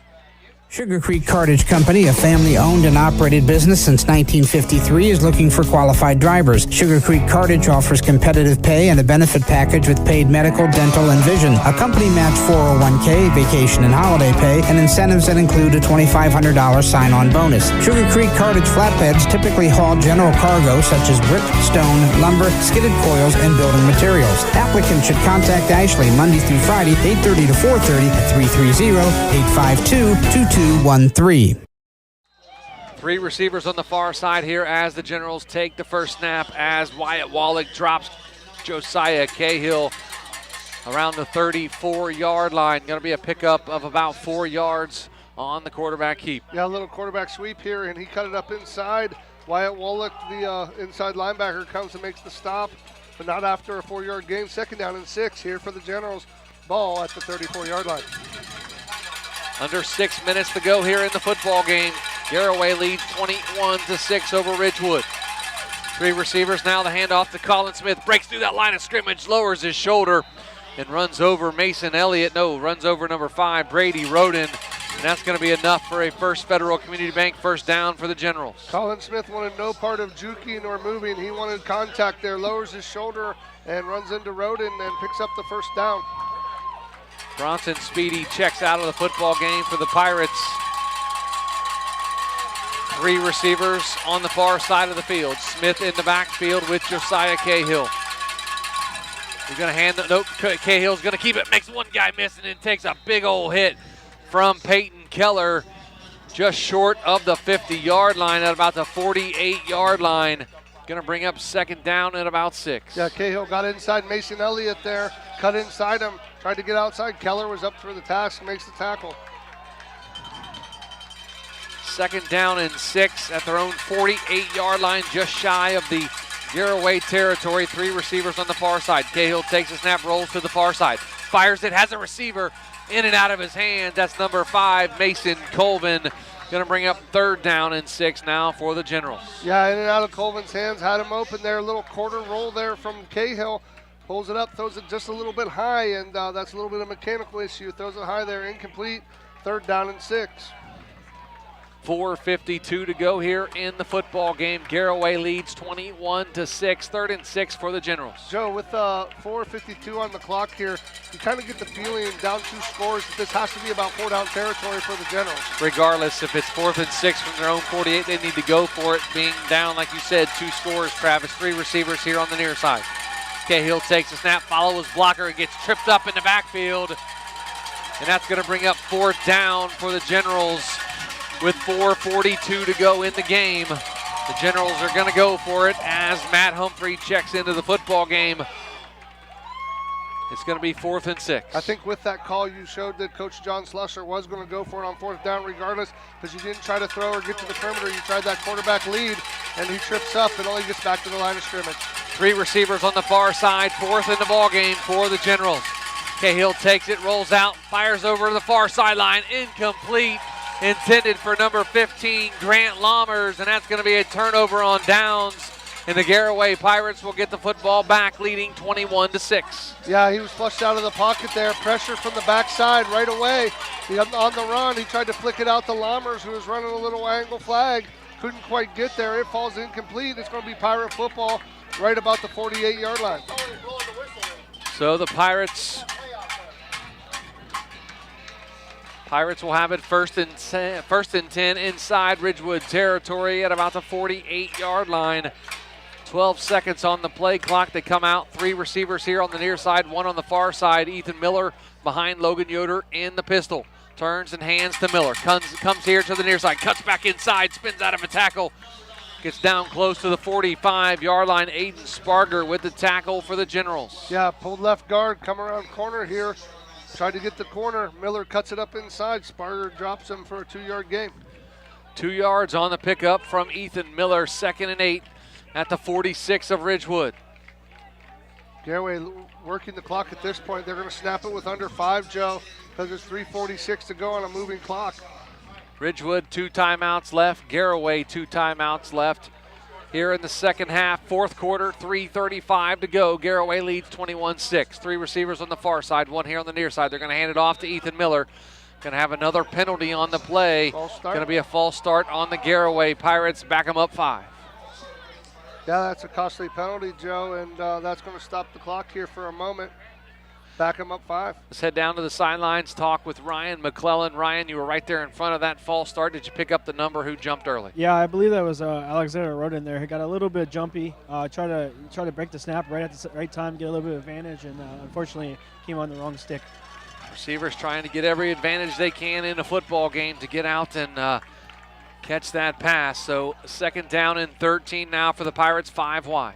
Going to run a little middle screen inside to Jensen Garber, in and out of his hands. as it was just high and Garber could not bring it in. Going to bring up 3rd down and 13 now from their own 49. Yeah, great play design there. They had the tunnel screen set up with blockers out in front. Unfortunately, Garber couldn't handle that pass, and Yoder and Garber are going at it there in the backfield under whose fault that was, and that's competitive nature coming out and everybody raising the bar, you know. Got to raise the bar at this point in the playoffs. It's only going to get harder from here for either team. 3rd down and 13 from their own 49. Garraway 5 wide. 3 receivers on the far side, 2 here on the near side. Yoder in a shotgun. Takes a snap, looking, gets a lot of pressure, comes up here, fires it here to the near side, has a wide open receiver. He is going to be caught. That's Jensen Garber down inside Ridgewood territory at about the 26-yard line. A First Federal Community Bank first down. Yoder to Garber on the hookup. Yeah, he goes up and high points that football, Joe. Number 29, Blake Wells, comes down with the stop. And you like to see Yoder and Garber high five there. They're holding each other accountable. That's what you want. A team led by players is always a great team. Yoder, the captain, the quarterback. Garber, one of his favorite targets. At wide receiver, only a junior. So Jensen Garber will be back for his senior season next year. Of course, Garraway loses a lot of talent off of this football team, but they do bring back some talent as well. Yoder in the shotgun, going to turn and hand to Ethan Miller. Right up the middle to the 25, to the 20.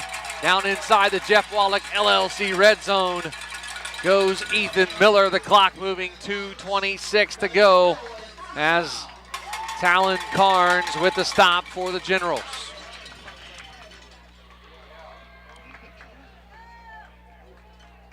So it looks like the Garraway Pirates have now went to the diesel package. Saw the Rodens check out.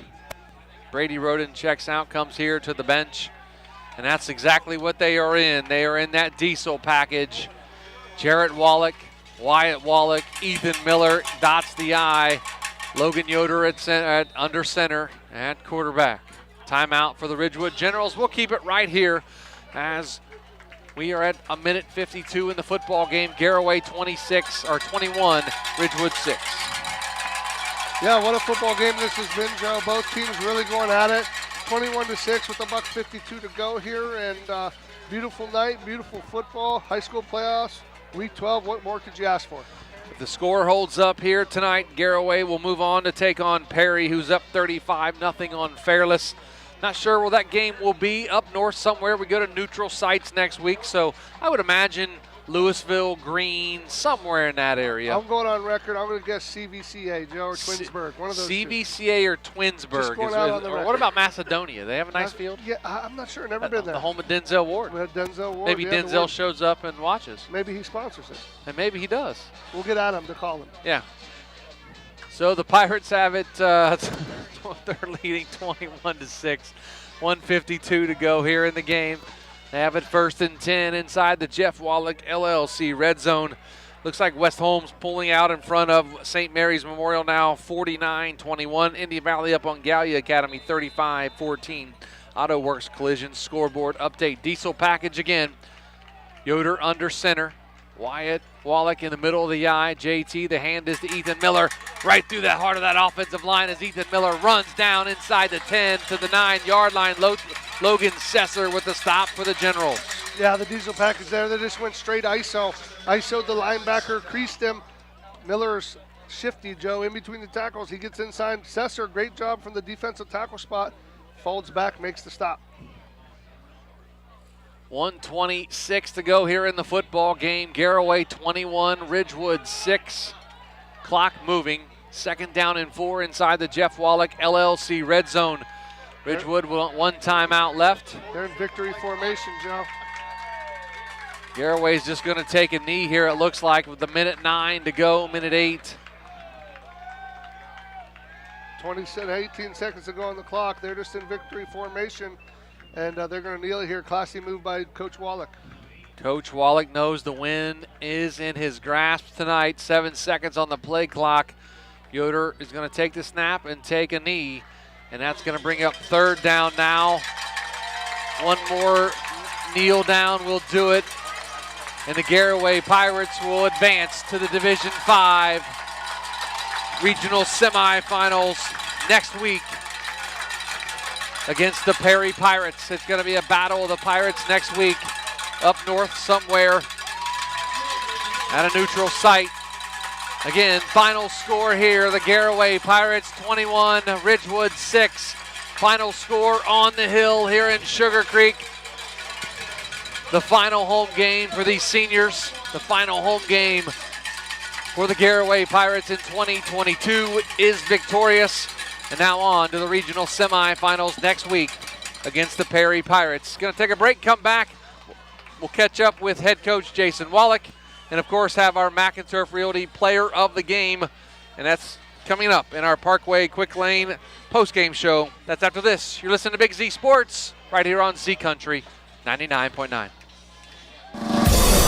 Is your vehicle banged up? Do you want fast, professional service to get you back on the road? This is Garrett Jacobs with AutoWorks Collision Center. We service cars, trucks, SUVs, and even semi-trucks and RVs. Whether you need auto glass replacement, paintless dent repair, assistance with warranty and insurance, or just a free estimate, AutoWorks has you covered. We even offer alignments for your heavy-duty vehicles like buses, motorhomes, and semis with our state-of-the-art Hunter alignment system. Call 330-878-4223. Open Monday through Friday, 8 to 5. Let AutoWorks of Strasburg work for you. Located in the rolling hills of Holmes County, Keim Home Center is the destination and trusted source for your home, building, and woodworking needs. And we are now offering appliances. At Keim, you'll find major kitchen and laundry appliance brands such as General Electric, Whirlpool, Speed Queen, and much more. Our sales and service teams can help with product selection, delivery, installation, ongoing maintenance, and repair. Give us a call or stop by today. Keim, built on trust since 1911. Amici's Pizza congratulates the Ridgewood Generals and the Indian Valley Braves for their outstanding years and wish them all the best. Amici's Pizza serves your favorite traditional pizzas and specialty pizzas. Everything from the dough to the sauce is made fresh daily. Pizza is loved by most. It's been around for years. There's just something different about a pizza from Amici's. Try one today in West Lafayette and now in Janaden-Hutton. Big city taste for a small town price. Is there anything better than high school sports? Hi, this is Dan Hosteller of Ferris Chevrolet Buick Toyota. High school sports brings out the best of our high schools and our communities, and the people at Ferris have always been behind the importance of athletics and academics. Just like we believe in the great cars and trucks that we sell and service every day. Like high school sports, we are a great tradition in the area. Ferris on the Wabash, New Philadelphia.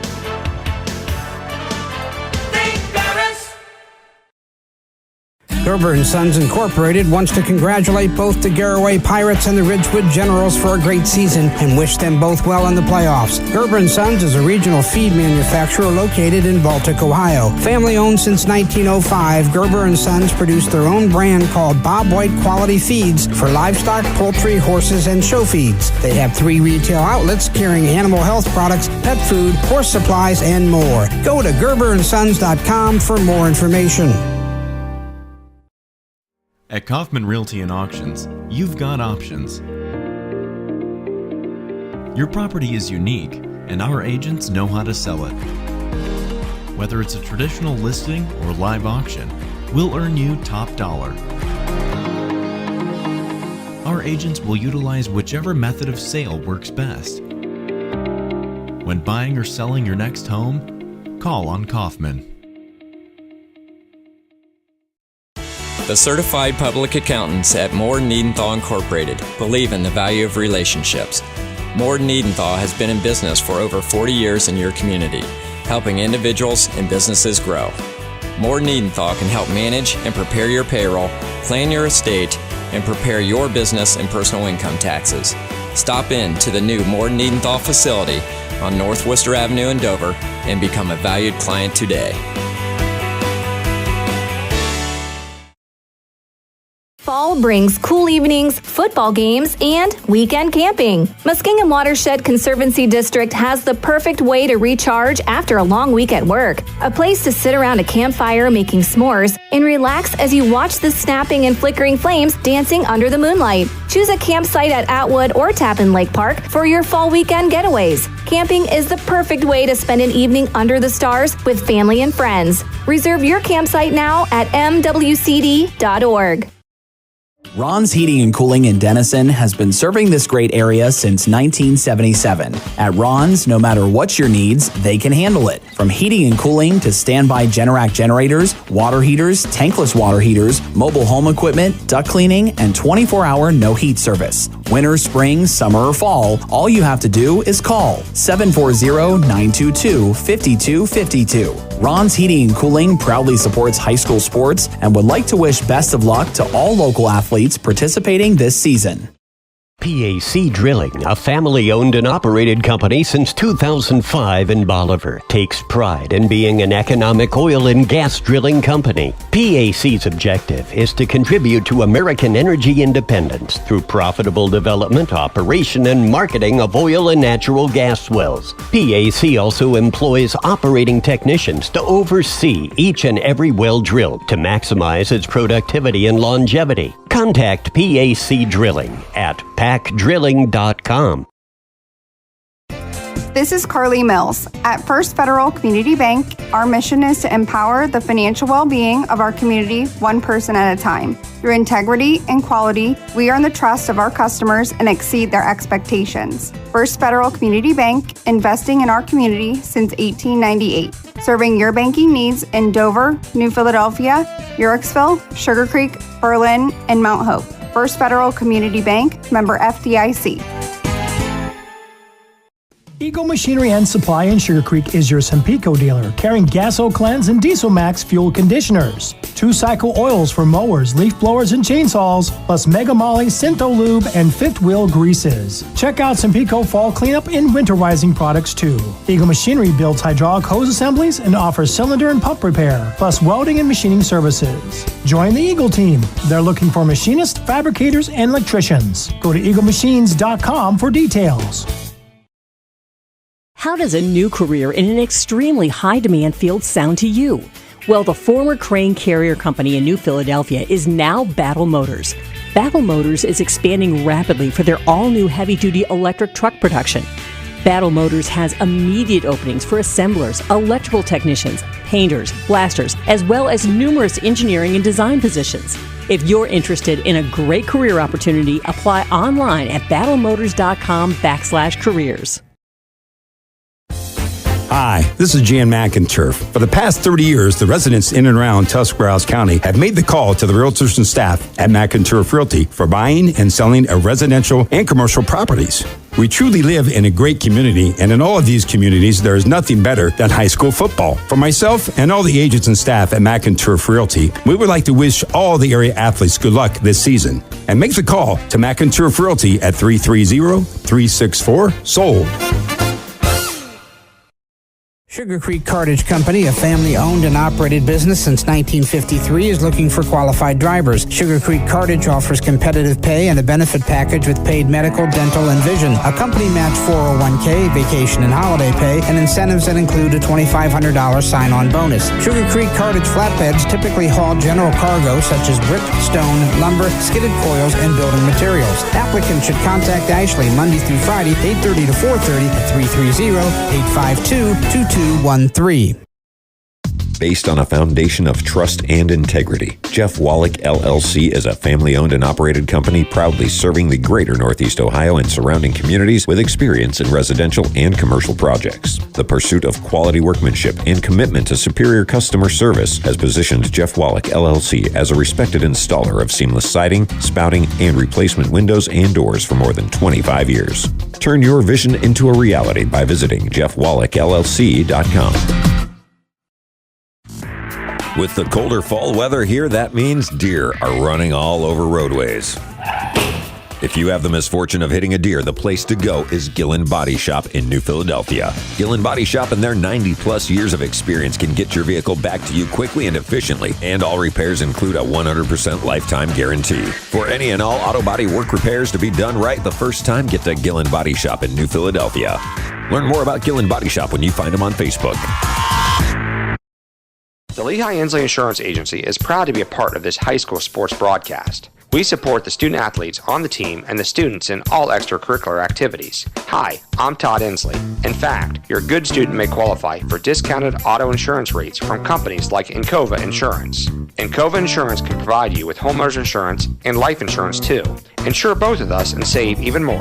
For a no-obligation quote, call the Lehigh Inslee Insurance Agency with locations in New Philadelphia and Yorksville.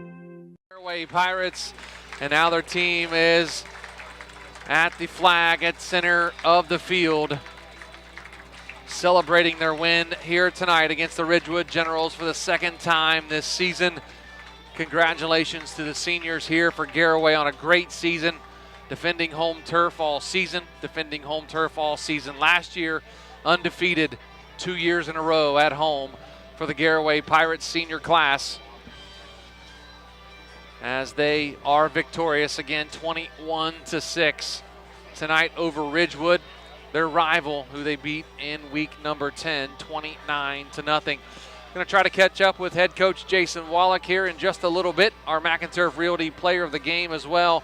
That's coming up in just a little bit as the Pirates continue to celebrate all the seniors and students and parents now out on the field with the football team. Trav, seniors, man, you went through it. I went through it. Everybody that plays sports as a senior, you play your final game at home, whether it be on the basketball court, the baseball diamond, softball diamond, track and field, or right here on the football field. It's always an emotional night.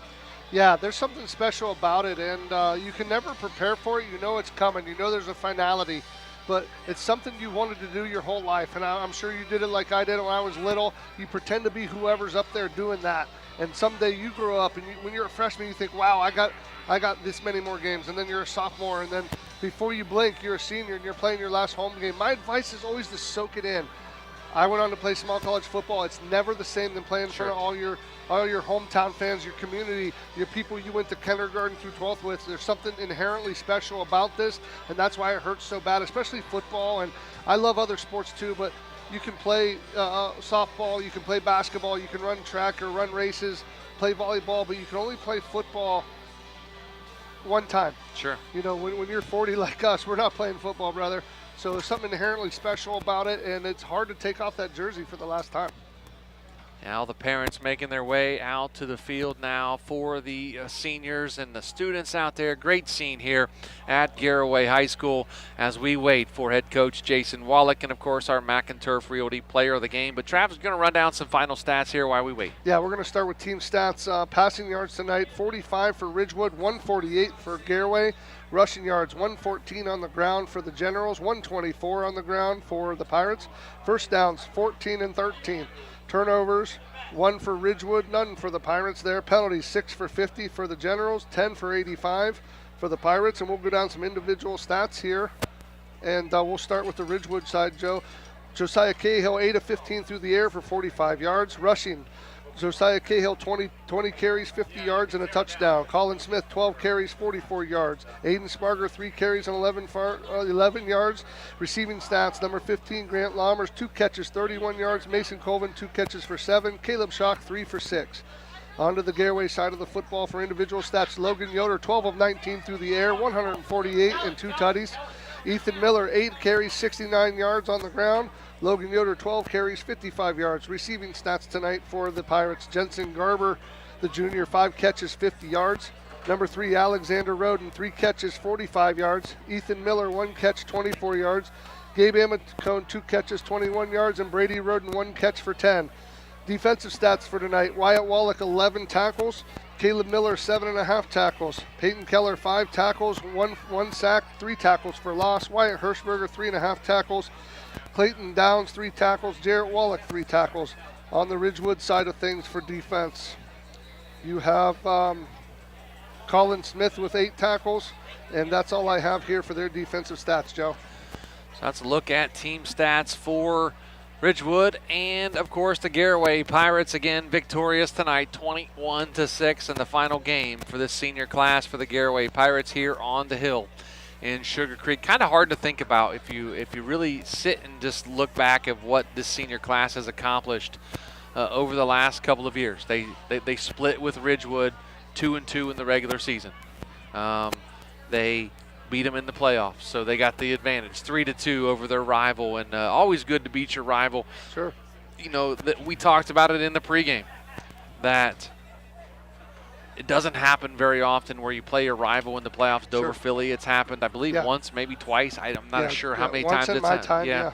And so it's really fun atmosphere and a very good football game when you see your rival again in the playoffs, because regardless if you play them in the regular season or in the playoffs is going to mean more. Yeah, playoffs are special, and you know, winning in the playoffs is special because you're a senior and you don't want to be done.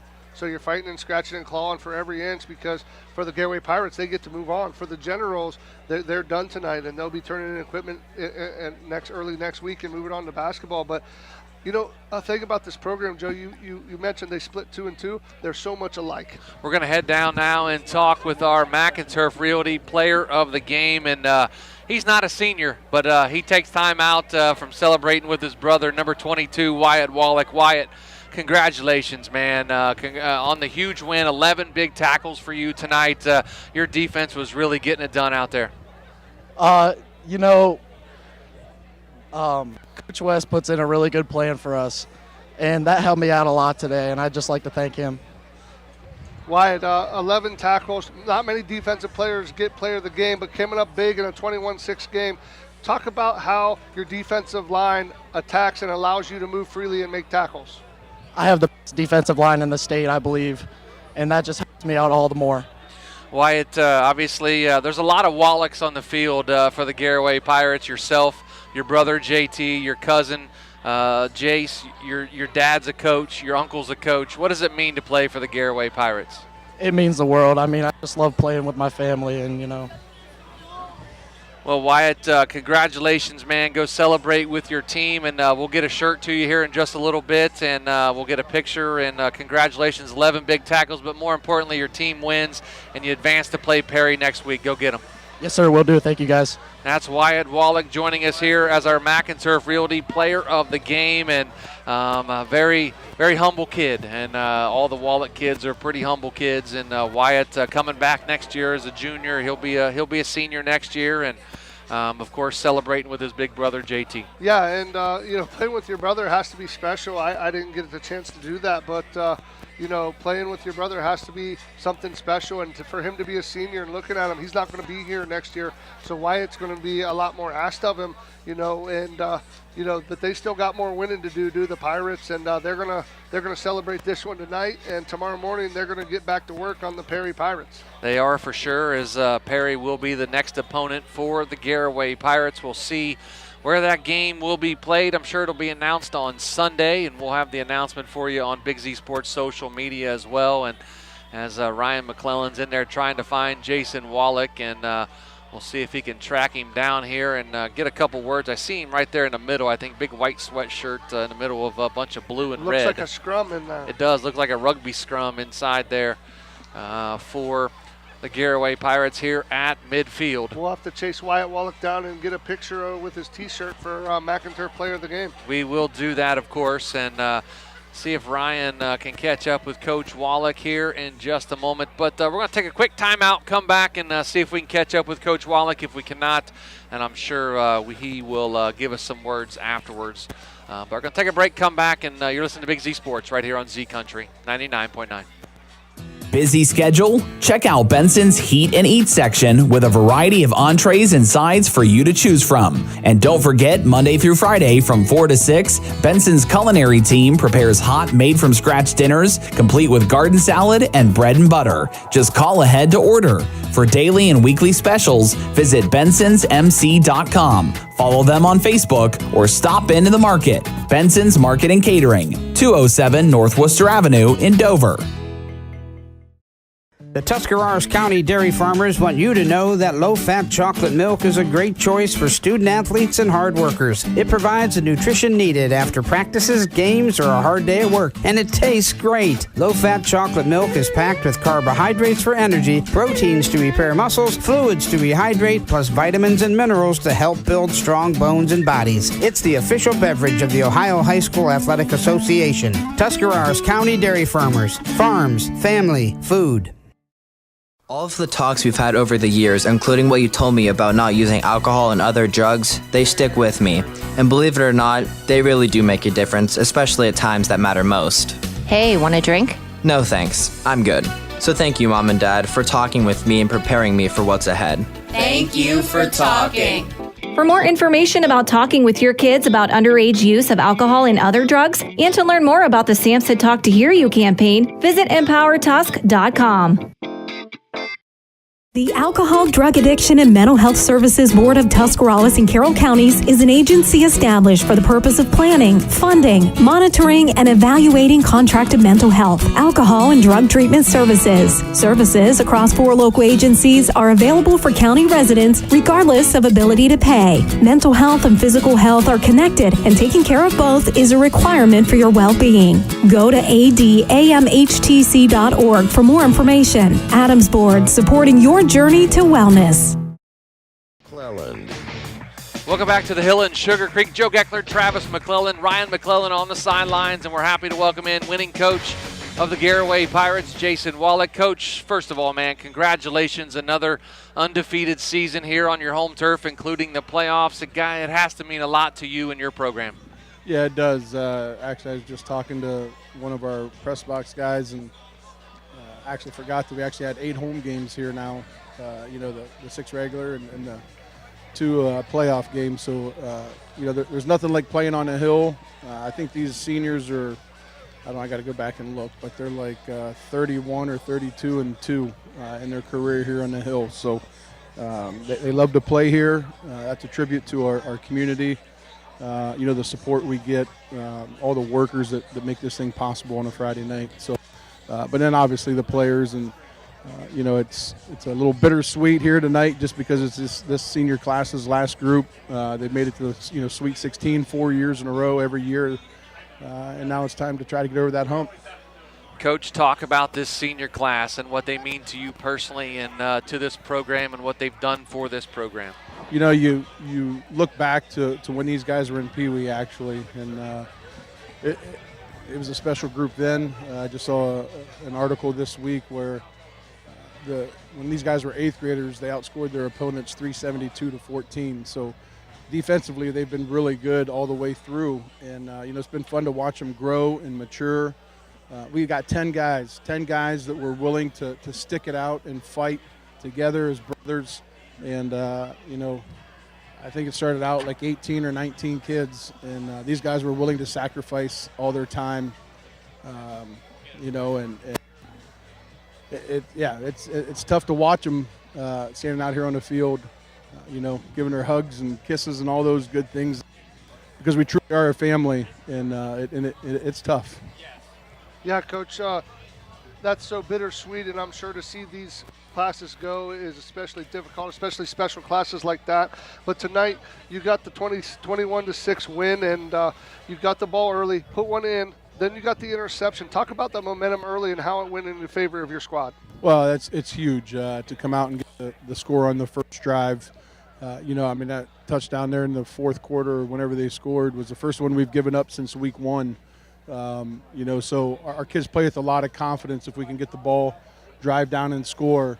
And, we were able, and the big pick 6 was, that was really a momentum change.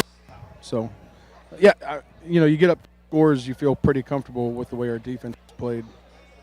Yeah, absolutely. So, Coach, you talked about your defense there, but let's talk about the emotion a little bit. Last game on the hill, last home game for the seniors. How do you get them past that and refocus? Because you got another opponent coming down the trail here. You're going to enjoy this one for tonight. But this emotion, Joe and I talked about our last, that kind of hangs on. How do you get past that and get your team focused for the job next week? Well, we just talked about those 10 seniors, and their leadership is phenomenal. I don't worry about the focus. I really don't. These guys really have their goals set high, to be playing in Canton, Ohio. And, they'll come tomorrow morning with a business-like workman's attitude, and, we'll get right back at it. And, their opportunities are limited. And, fortunately, they got another opportunity next Friday night somewhere. So, everybody hyped this game up because it was the second time we were playing Ridgewood, and it means so much more. And, listen, our guys we feel, prepare week in and week out for this type of moment. So every game we play has the same feel. It didn't matter that we were playing Ridgewood for the second time this year, a rivalry. We truly do take 1 week at a time and prepare for a faceless opponent, and we'll do it again next week. Well, Coach, again, congratulations on the big win. Go celebrate this tonight and get back after it tomorrow. We appreciate all the hospitality all year long here on the Hill when Big Z Sports is here, and we can't wait to see you up north next week. I appreciate it. Thanks, guys. That's Jason Wallach, head coach of the Garraway Pirates, joining us here in our Parkway Quick Lane post-game show. And always a class act. Coach Wallach, win or lose, will join us here for Big Z Sports. Calls into the station every Friday night. Talks to us here at the stadium as well. But, Ryan, I'll come down to you for your final thoughts here. And did a great job tonight, my man, and you did awesome as you came down and did the sidelines for the first time. You've got some airtime, valuable airtime with Big Z Sports. You did a great time, and your thoughts on the win by Garraway. Yeah, that defense you hear all year long, they really stepped up tonight. And when the thick got thicker, they stood still. And, they came away with a victory, and they held their own tonight, I thought. Awesome. Great job as, your first time on the sidelines with us tonight. We appreciate it, and we'll talk to you again real soon. Thanks, guys. I appreciate it so much. That's Ryan McClelland on the sidelines. That trip to the sidelines, the final trip, brought to you by Dr. Nathan Springer. My man, final regular season, or final home game, I should say, here on the Hill for the Garraway Pirates. We've done a lot of great games here on the Hill, and this was a good one as well. Yeah, this was a good one, and had big plays. You had the interception for a touchdown. You had an 83-yarder called back.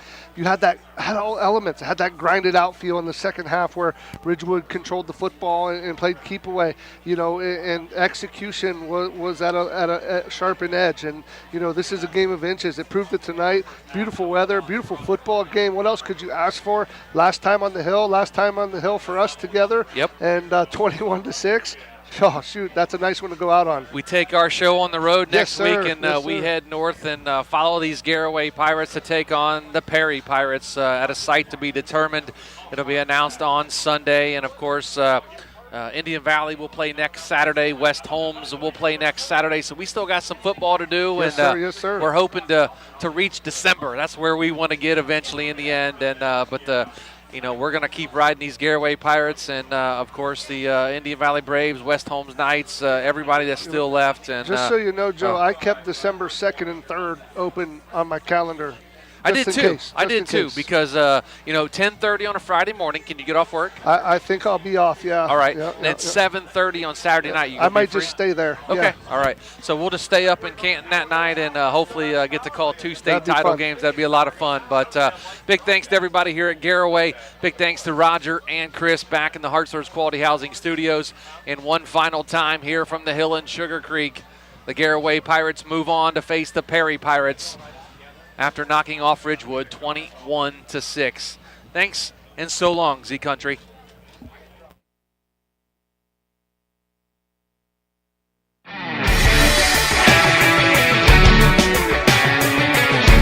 Thanks for listening to tonight's presentation of Big Z Sports and Claxon Communication High School play-by-play action.